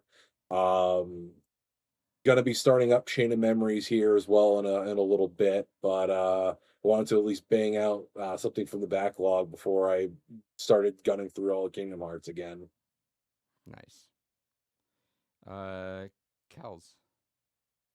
Yeah, so I mentioned it last week. There was a certain fighting game I downloaded, hadn't played it. So I played that a bit this weekend, and I think, unfortunately, it was the Avatar fighting game. I think, Mm, unfortunately, this is gonna fall like prey to like a lot of the other Avatar games that came out. It's just kind of a lot of it feels half baked. Um, uh, like it's only like a handful of the characters that actually feel good, and most of them are the firebenders. Um, some of them like just feel like I don't know, like Half Baked is just like the perfect encapsulation of it. Like there's even a story mode that's weirdly tacked on, but like it's all like the characters sliding around in their fight stance, and like half the Mm, text boxes being actually voiced, and half the text boxes just being like, oh, now I have to read it. Like okay, uh, I don't know. yeah. I mean, it's a little bit more forgivable, or it is a budget game, but Exactly. That's my next point. It's only $25, so it's like, okay, this isn't bad. But I feel like a lot of it's to be blamed on. So earlier this year, the Avatar movie was, I guess, leaked to the public. Like yes, someone got emailed it, and then it got like blown up and leaked. And I think this game suffered from that because like that movie was originally supposed to come out in the fall. It got moved up to come out, I think, there in July. And I think this game was probably scheduled to come out with the movie, I would imagine, or around that same time period. So I think this game got moved up as well and probably was not ready to go because this definitely feels like a beta build of it. Like ranked so is matches that aren't why even in Xbox it got yet. deleted? I That's another great point too. Xbox got delayed and Switch like physical versions aren't coming until like later in the year as well.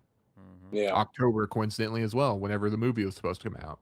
Yeah, super interesting. It's weird. It's very weird whenever everything's lining up, but yeah, unfortunately, it's just kind of half baked, and unfortunately as well, I'm pretty sure Tokon comes out this weekend too. So it's just kind of like Yeah.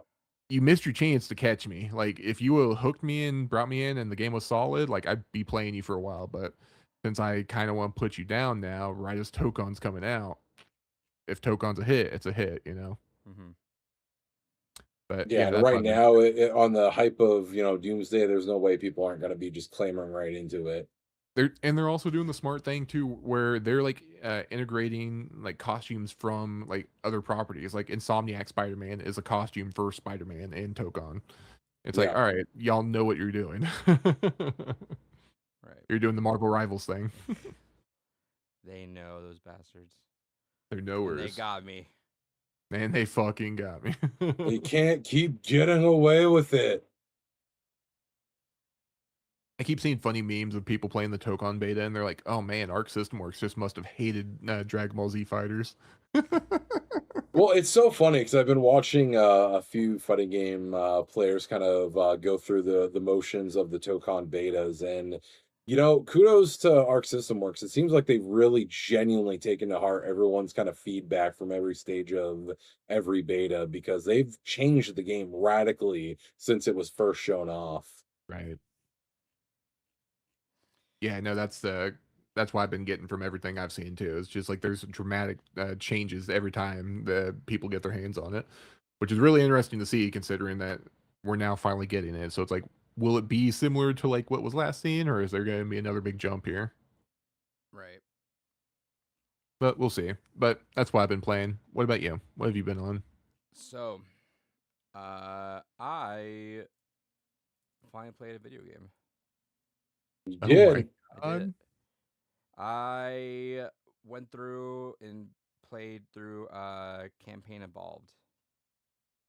Oh, how's How that? was it? So, uh, I think it's getting a lot of hate online, undeserved hate. Like it's really not as fucking like oh my god, this shit's so like, no, it's cool.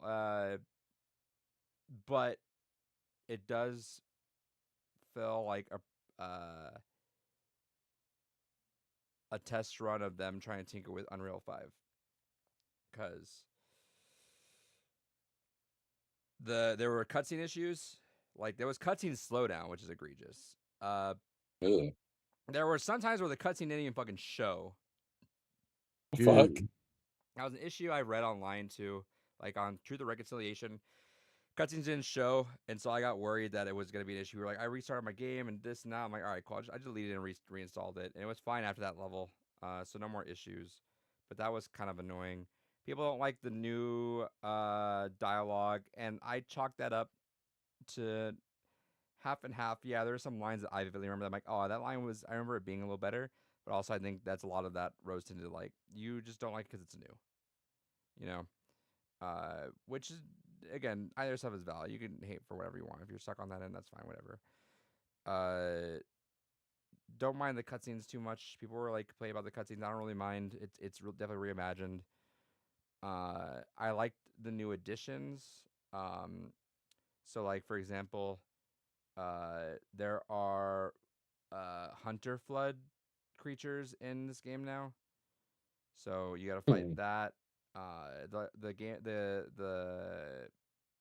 weapons are updated, so you get to play with some of the other weapons now. So you get an SMG in Halo Campaign Evolved, which is not possible in Halo 1. The creatures are updated, so like the hunters are a piece of shit now. Hunters are fucked up, and it's kind of fucking annoying. The one thing I'll say is that we're going through it. I played through Halo 1 a lot. It might be one of my most played, like, just through. Like, more than Halo 2, actually. I played through Halo 1 specifically the most, just campaign-wise. And the different attributes of the level, or the guns kept fucking with me, because I kept dying a lot on Heroic. Because I'm like, all right, that won't kill me. Heroic? You're supposed to be on Legendary, No, dog. What the fuck? I played through... What the fuck? I played through Big fan. I played through Reach on Legendary Big as my first fan. run, and that shit burned me. I'm like, all right, no, I can't do that. I'll do Heroic and I'll go through a Legendary run, but I don't enjoy the game at the brutal difficulty right away. That's just not fun. I will say though, I was like, I'm not crazy, right? Like, Heroic was kind of fucked up. People were like, no, Heroic was harder than Legendary because I forget what reasons. I'm like, all right, that sounds weird, so I kind of want to test it out. But no, like like for example, the charged plasma blasts kill you. That's funny. Does not do that. Like, it just takes out your shield, and then like it takes a lot of stuff. After your shield takes a lot of plasma weapons to kill you. Shit just burns through you. Like, you will just die. Like, shit's fucked up. Like, you get killed a lot. There's times where I'm like, I've gone through this point a lot of times, and I'm like, how fuck am I getting killed like this? This is kind of ridiculous. Like, my girlfriend's never seen me play through a Halo game, so I'm like, I'm sure she probably thinks I'm not that great at it now because I just kept dying at certain parts. I'm like, what the fuck? I was kind of getting a little raged. I'm like, what? I'm like, what the fuck? How does that kill me? How the fuck am I dying? What the fuck is killing me? And yeah, it just certain shit just like was not. Go ahead.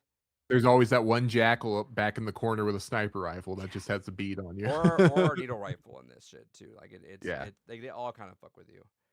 The bonus missions were not that great, personally. Like, it was. I've heard that universally from a lot of people. Yeah, like pretty boring, all things considered. I did the bonus missions first before I went to the main campaign, and I was kind of bored. Well, the whole thing is like, oh, these are based on cut missions. Like, I think these were cut for a reason. So, I agree. I hope that the reverse, and I do want the cut missions from Halo 2, because they had to cut it because they didn't have time to do anything. That shit was made in a year. But Halo 2, I know it's gonna get this treatment. Like, they're just gonna go through and redo the trilogy like this, which is cool, fine, whatever. If they make it the whole way through like it should have been, like, here's the reinstated Halo 2. That's what I've always thought of. I've always wished, because we talked about this way back when we did our thing, David. Was Halo 2 was a tumultuous development. It was made pretty much in a year. Because of that, they had to scrap a lot of shit at the end. And so, like, Halo 2 to Halo 3 doesn't make sense. if you just go from Halo 2 and that game's done and go to Halo 3, you're like, what the fuck happened? What do you mean? Because all the levels got like there was like 3 levels at the end of Halo 2 that got cut. They turned them into comics essentially. But there was a lot of really cool stuff that got cut there, so I'm hoping that it bridges it and makes it whole. But Nope. it Best we can do is give you 3 more missions as Arbiter. That's a prequel. it was boring, dude. Like there was like there was a cool Star Fox fighter thing in there, but it's kind of funny because Star Fox is a lot better of a game. So I was like, it's not hitting as much. I actually had more fun with Star Fox. Uh, it wasn't really. It was very forgettable. There's It's one. sad too because they did that shit in Reach and that shit hit. It's like, oh, this is so cool that we're getting to do Oh this. yeah, I remember that And happening. I was nowadays, like, what the fuck do you mean we're flying this shit? yep. I don't know what it was, and I can't tell you if it's really just truly is the magic of Bungie writing, which I always stand on this hill. Bungie writing wasn't actually that great, and if anything, Halo 3 wasn't even going to be that crazy good of a story. They weren't going to kill anyone in Halo 3. Marty O'Donnell had to step in and be like, "What the fuck do you mean no one dies in this game? This is a trilogy ender. You got to have some stakes on it. People got to die." So he actually went and made them change a few of the things. Uh, and And Halo now he's a MAGA. and yeah, it's so unfortunate. And Halo 1 also just didn't really have that much. Like Chief was super quiet. Chief speaks more in the bonus missions for sure. He speaks a little bit more in this one too. But like yeah, it was mostly just like a lot of like Johnson one-liners and stuff like that. But I don't know. Like the bonus missions were just they just didn't really hit. I can't tell you if it just I can't tell you if it's like the dullness of the setting because I can't put my finger on it, but there's something more boring about the Covenant stuff now than it was back then.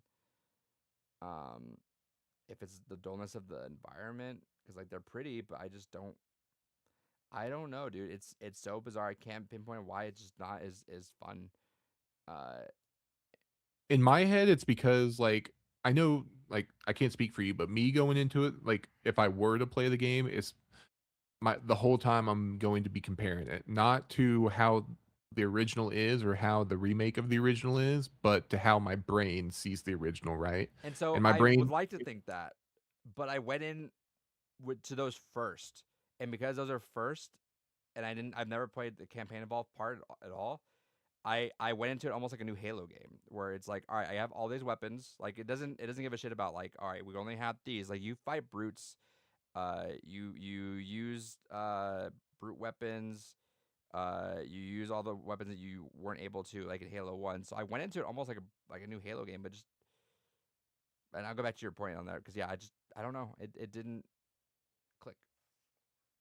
I'm kind of curious what everyone else says on that because I haven't really looked at discourse about that because it's been very negative.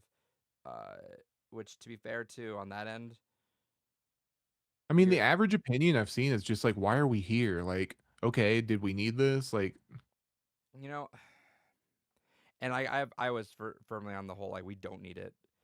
We still don't really, but I mean, it really did feel there's it, no multiplayer. Like, Halo is it multiplayer. really. I think they fucked up on that. It should have been Halo 1 multiplayer. Like at that point, just make Like, it with that. But or if anything, just like announce it's coming later. I Like, will say it doesn't make any fucking sense. there are some cool moments in here that made me really feel like I was reliving Halo 1. They were like spoiler like the Warthog run is so much cooler in this. Oh well, yeah, it was cooler in the other remake too. Yeah, but it's like they The opened it up and made remaster it or feel whatever. like they made it really feel why like at the end when you're gunned down to it like fires all around you and like it's almost hard to see shit when you're going through it, which is cool. Uh, I want to also confirm that the the funny grunt is in that is still on the end level of the maw. So you do see funny grunt talking about food nipple. So shouts to them keeping that. It's the first thing I was looking for. I kept stopping. I'm like, where the fuck is this one? Oh, there it is. There's a lot of I cool. guess the quick question for me is that is it worth getting if you already have Master Chief Collection now? Like, is it worth paying for a whole new version of the game if you already Is it essentially have a budget? remake? Is it Full price or is it budget? I Just forget in what. general, like if even if you got it for like $10 or so, is it even really worth playing through it again when you can It's just play worth Master going through Chief? because there's some really cool moments there that I'm like, this looks really cool. Like this feels good. This looks really cool. Uh, I mean, I at $10, it's probably worth playing that last mission alone and just like an updated oh yeah, 4K hundred new percent, Unreal Engine 5 version of it, right? hundred I percent. mean, but the Mm. only thing that sucks is you have to play through like 7 hours a game to get to that. And you know what though? Playing through the main campaign, I didn't really mind. Like it was still good. I think sprint does fuck up the longevity of some levels. So like Pillar of Autumn is a fucking speed run for me, dude. I'm just like zoom zoom zoom zoom done. Yeah, get me the fuck out of here. Yeah, like I know that fucking level by like the back of my hand. I've got through that thing in like 5 minutes. So I was like, all right, cool. Like, and I wasn't even like trying to speed run it. I just know, script for script, I know exactly where that level's at.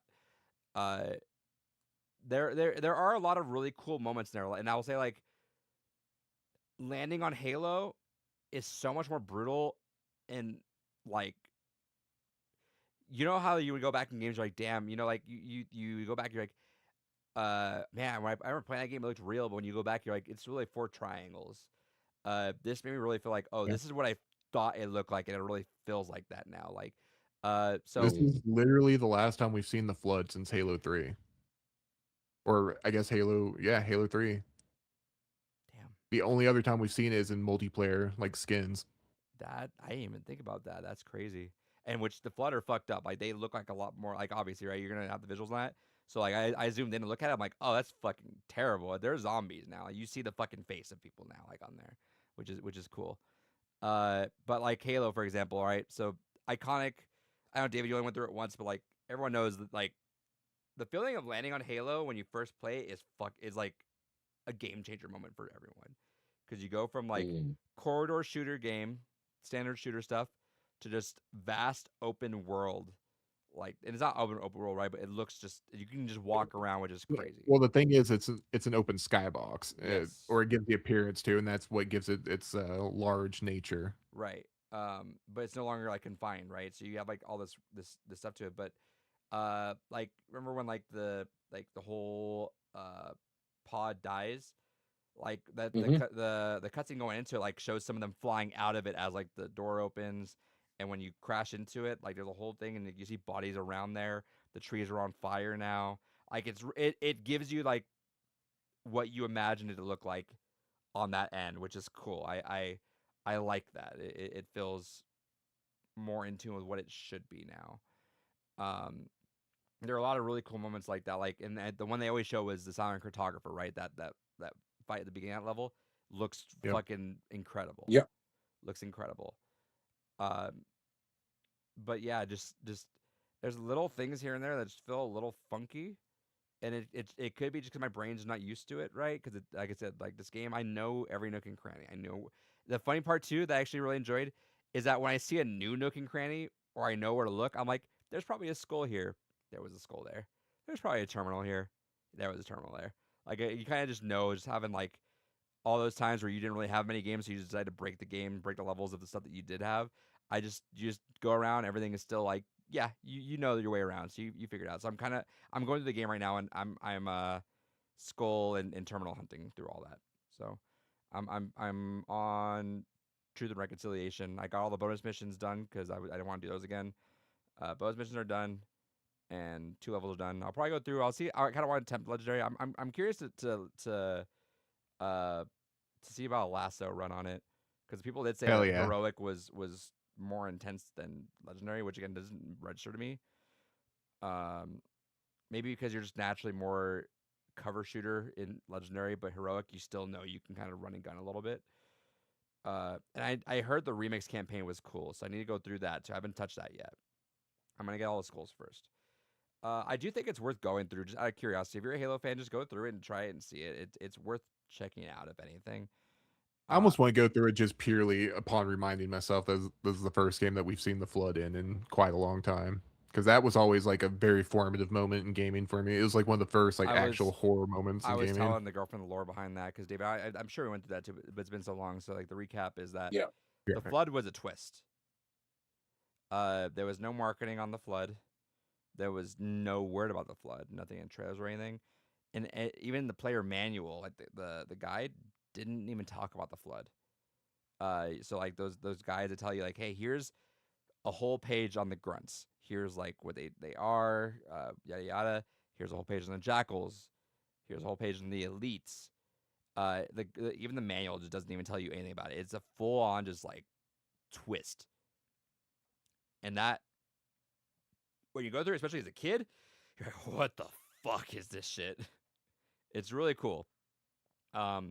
It's very much a throwback to like I guess Half-Life was a little bit less Yeah. like it was kind of the same way. Like you don't understand, it's like a futuristic kind of industrialized or like shit's kind of weird, but you don't understand that, oh, there are aliens here. Oh, there's like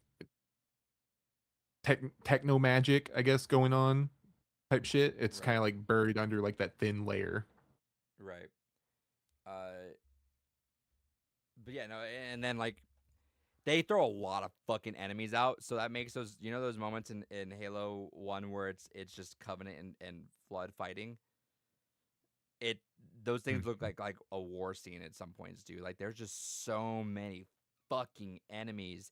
And I don't remember if in Halo 1 this was the case, but they definitely amp up the amount of enemies per difficulty as well, which is scary that heroic that legendary amps it up even more from heroic, because there are times where there's just literally probably like 15 fucking people on the screen.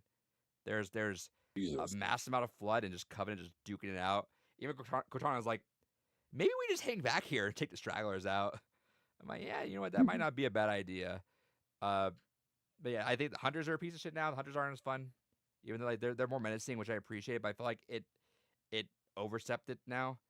It overcorrected, so now they're just kind of annoying. I kind of and they throw so many fucking hunters at you in a heroic, like it pisses me off. Yeah.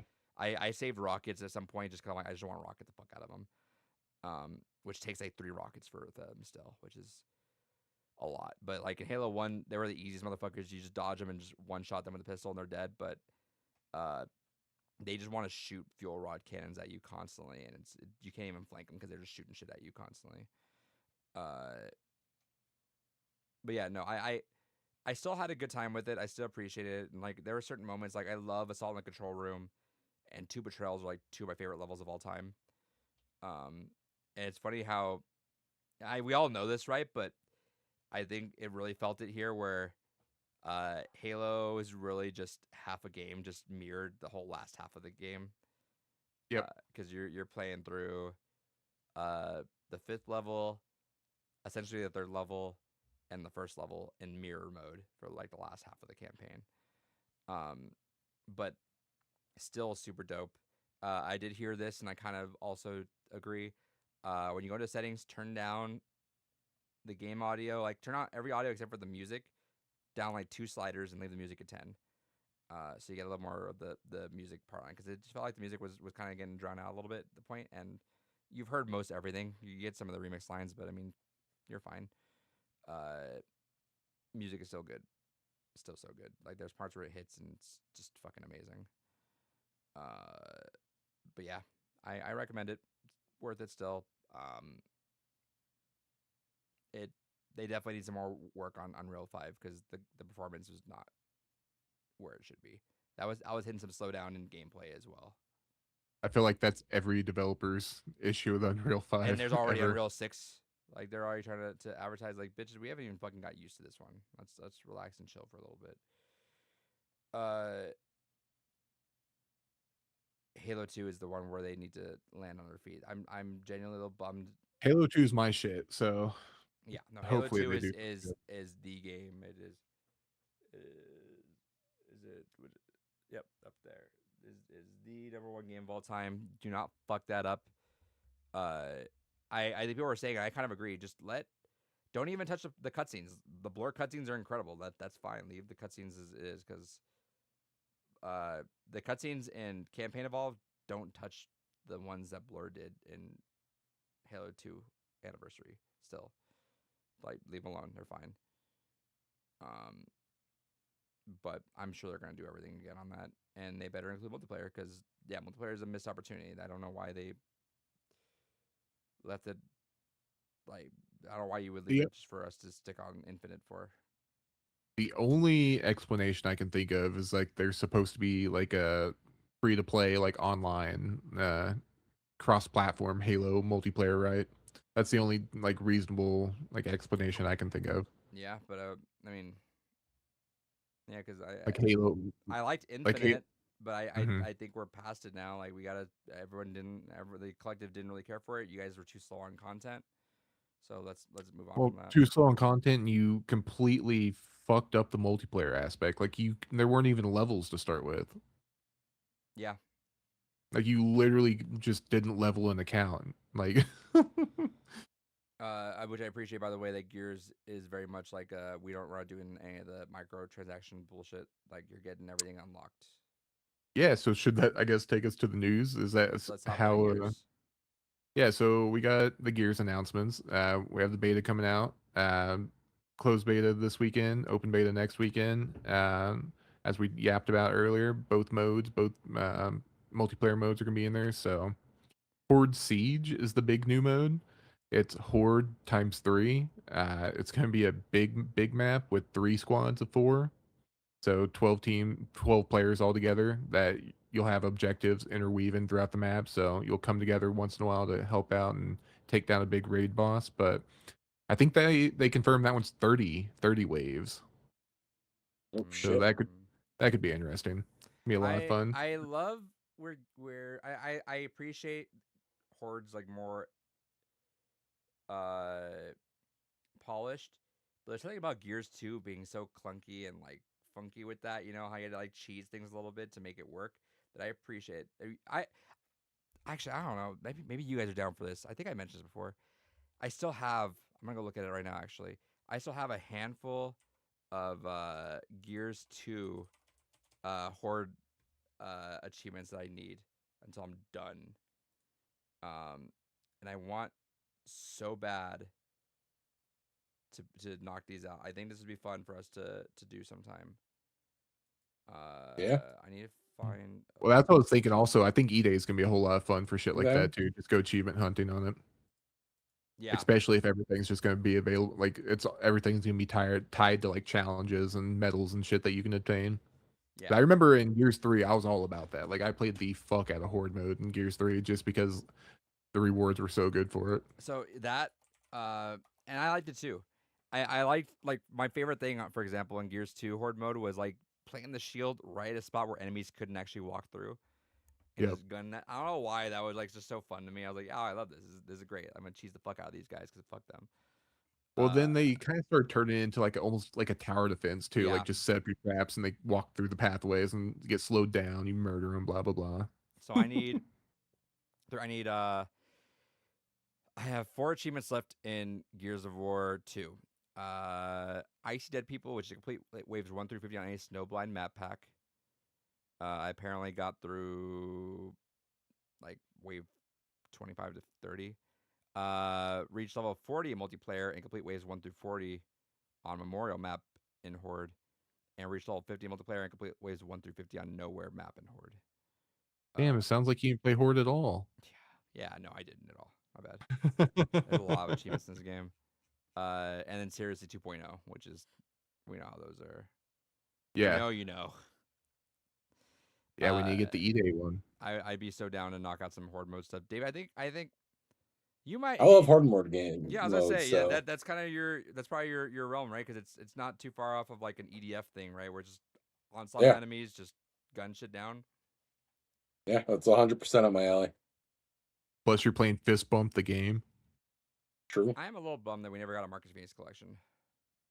Oh yeah, 100%. That's such an easy like layup. I Like I'm always so thought that was surprised. coming. I'm shocked that never happened, but I guess they're just trying Well, to not recoup only that, momentum. but you can't play 2 and 3 on PC right now. Like only 1 is available. And well, 1 and 5. I don't know. I don't think 4. I think 4 is locked to the Microsoft Store. I mean, speaking of someone that has played the last mission and the last mission only of 5, I don't think anyone's missing anything by skipping Why did we it. get you to do that again? You just want you bored or what? Because you were, it was you and Gore, I think, were like, yeah, let's go ahead and knock out these last missions. And anyone want to hop on? I was like, fuck it, why not? It's on Game Pass. I'll hop in. So I just hopped in for the What last the fuck is mission. going on? My first, well, no, because my first impression of it was the game immediately glitched and I fell through the fucking Jeep. So you guys just shot off without me, and I'm just like, I'm in the floor, guys. Don't go on without me. I'll And then there's a fucking big decision at the end of the game. I'm like, cool, I don't know who any of these fucking people are. yeah. I don't care. uh, I'll never forget how when we're doing games gone by and what was it, Bioshock glitched up on me, and I'm like, Yeah. rationally, I could talk shit on the game because it fucking soft locked and didn't let me finish the game. I wasn't allowed to complain about it though, apparently, which is bullshit. I get no, that pissed me off. Like, how the fuck am I allowed to complain about a game that actually soft locked me and didn't let me finish the game? That's bullshit. Uh, we need to get you play. You haven't played Gears 1, right? No, I played Gears 1 and I played through half of Gears 2, and that's kind of where I ended it with my Gears journey. Okay, good to know. We'll remedy that soon. We'll pick it up with E-Day. I was gonna say, I mean, we are partially remedying it. We got a thing later on. But yeah, no, definitely. Yeah. Okay. Yeah, no, it looks hype though. We got confirmation for that. They confirmed most, if not all, of the shit's gonna be earnable in game. It's just like As it specific should be. stuff, like the deluxe edition stuff. You're paying extra for that. Okay. Uh, certain crossover shit. So like they're doing a Metallica theme pack.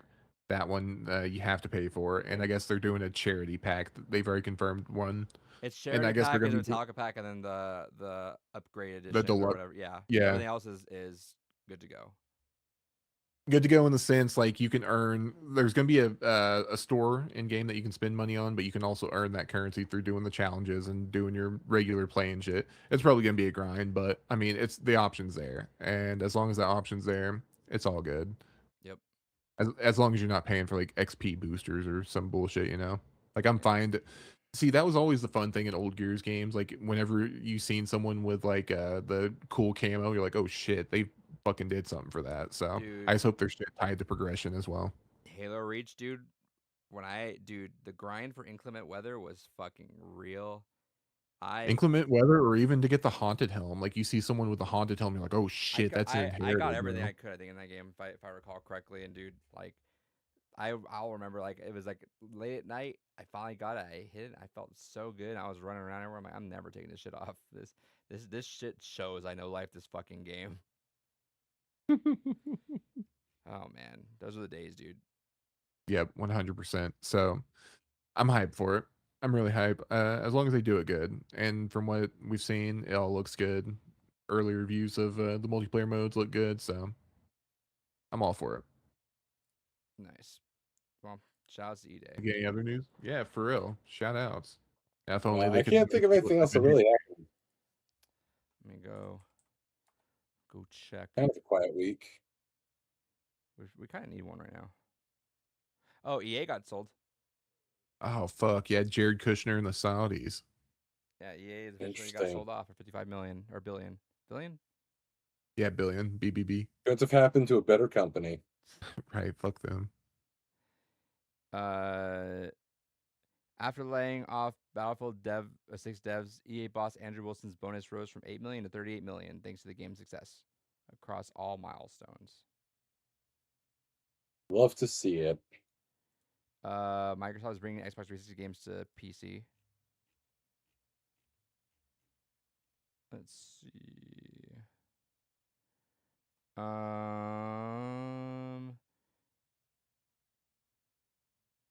So apparently, Microsoft is planning to let developers bring their 360 games to PC, according to a leaked document seen by The Verge. That was sent to developers recently. 360 games developers can opt into making them backwards compatible, and they will have control over things like game price if it's available on Game Pass. Expected to be a gradual rollout between 2027 and 2028 across next-gen devices. The full launch of virtual Xbox games on PC is also set for October 2026. Okay, that's pretty cool.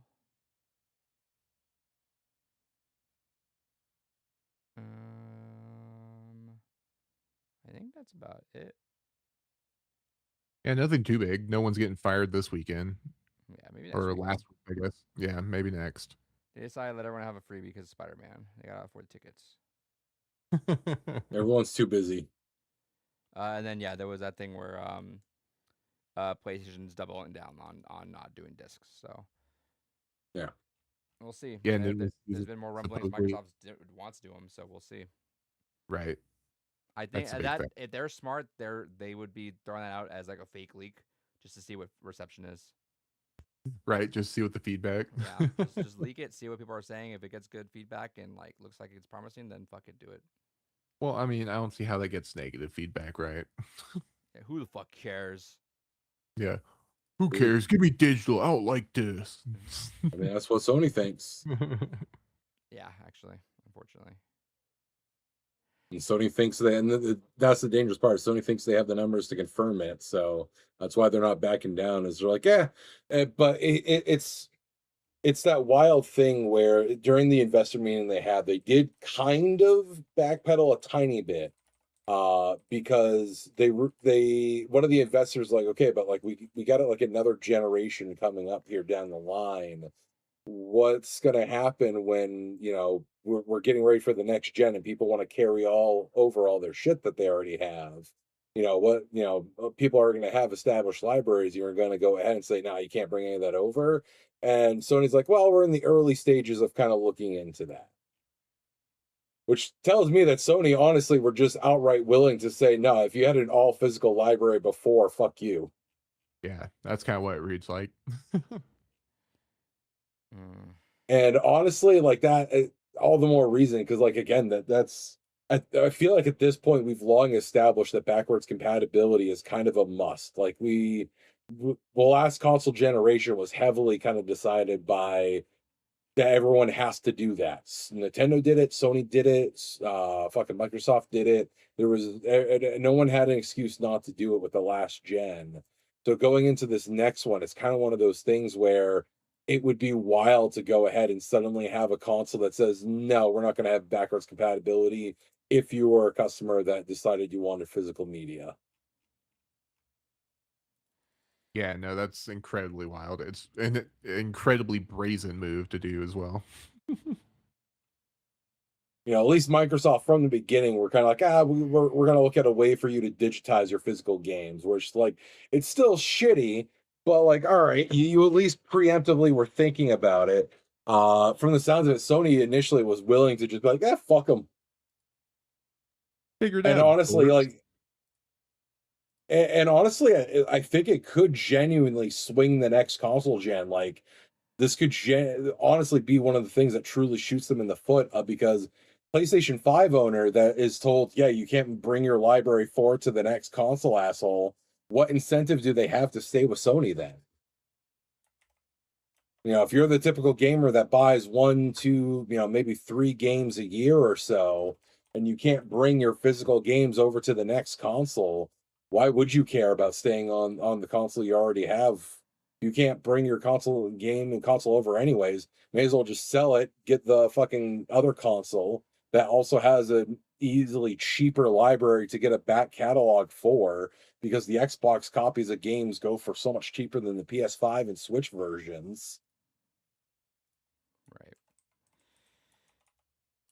So, in a cruel irony, like Microsoft really does have the easiest fucking slam dunk here. If they actually just go full hog and say, maybe we will go full physical, and allow it to still be a thing. Well, even if it's just from a backwards compatibility standpoint. You gotta wonder if, because obviously, like we said weeks ago, right? This is obviously gonna lose money. Little gear situation. You gotta wonder if they're willing to eat that cost once more, because really that's the one that's gonna do it. If you eat the cost once more, and I don't think it moves the needle like immensely, but I think it moves the needle as much as they needed to move the needle right now. Yeah, because there was a memo that got leaked out where basically Microsoft has told Asha that she's got 2 years to make the gaming division profitable. Which, one, that's a fucking steep timeline. I hope she. That is asking a lot. She enjoys her 2 years. Yeah, but theoretically, it could be possible with some of the changes being made. You know, the fact that they're adding backwards Well, compatibility to PC. that, but also I imagine just the heavy cuts make it more profitable than it was. Yeah, which is the unfortunate thing is, you know, that doesn't come without more firings. Yeah, another wave of it. Unfortunately, don't forget, never forget that we saw another wave of some nonsense. But I do think that would provide the leeway for them to experiment some more and do some stuff there. Because we'll see. This is the biggest on the platter uh, lob that Microsoft's been given to Sony in a long time. So we'll see how it goes, I guess. Like imagine the shade though, if they go ahead and they do offer a physical option for their console and they literally just redo Sony's E3 fucking presentation there. This is how you share games on the Scarlet or whatever the fuck the code name is for the next one. I mean, yeah, but you got to back it up then because you can't just do that and not have games on it too, you know?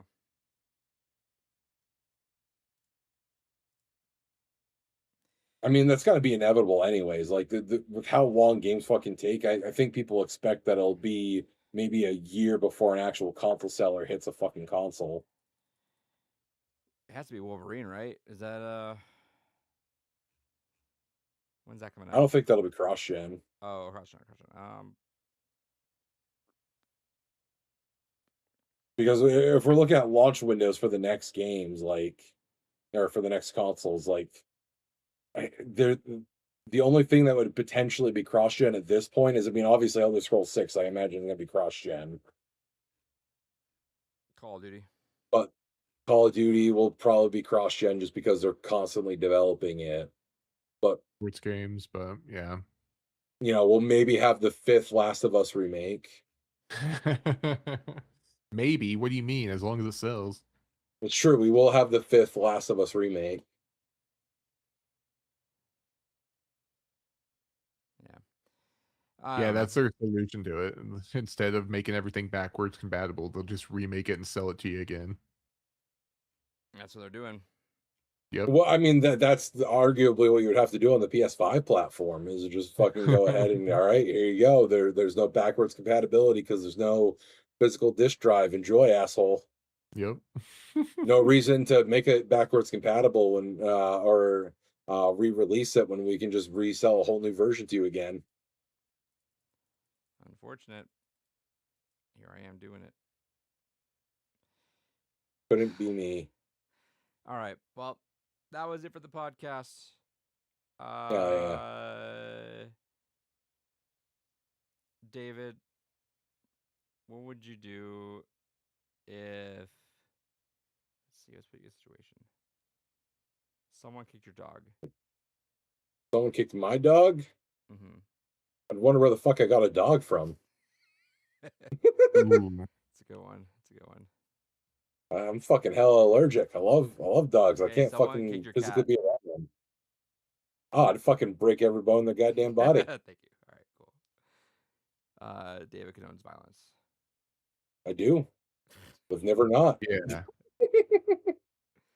This is a violence friendly household. All right. Stream. Bye. Bye. Scrap flock cameras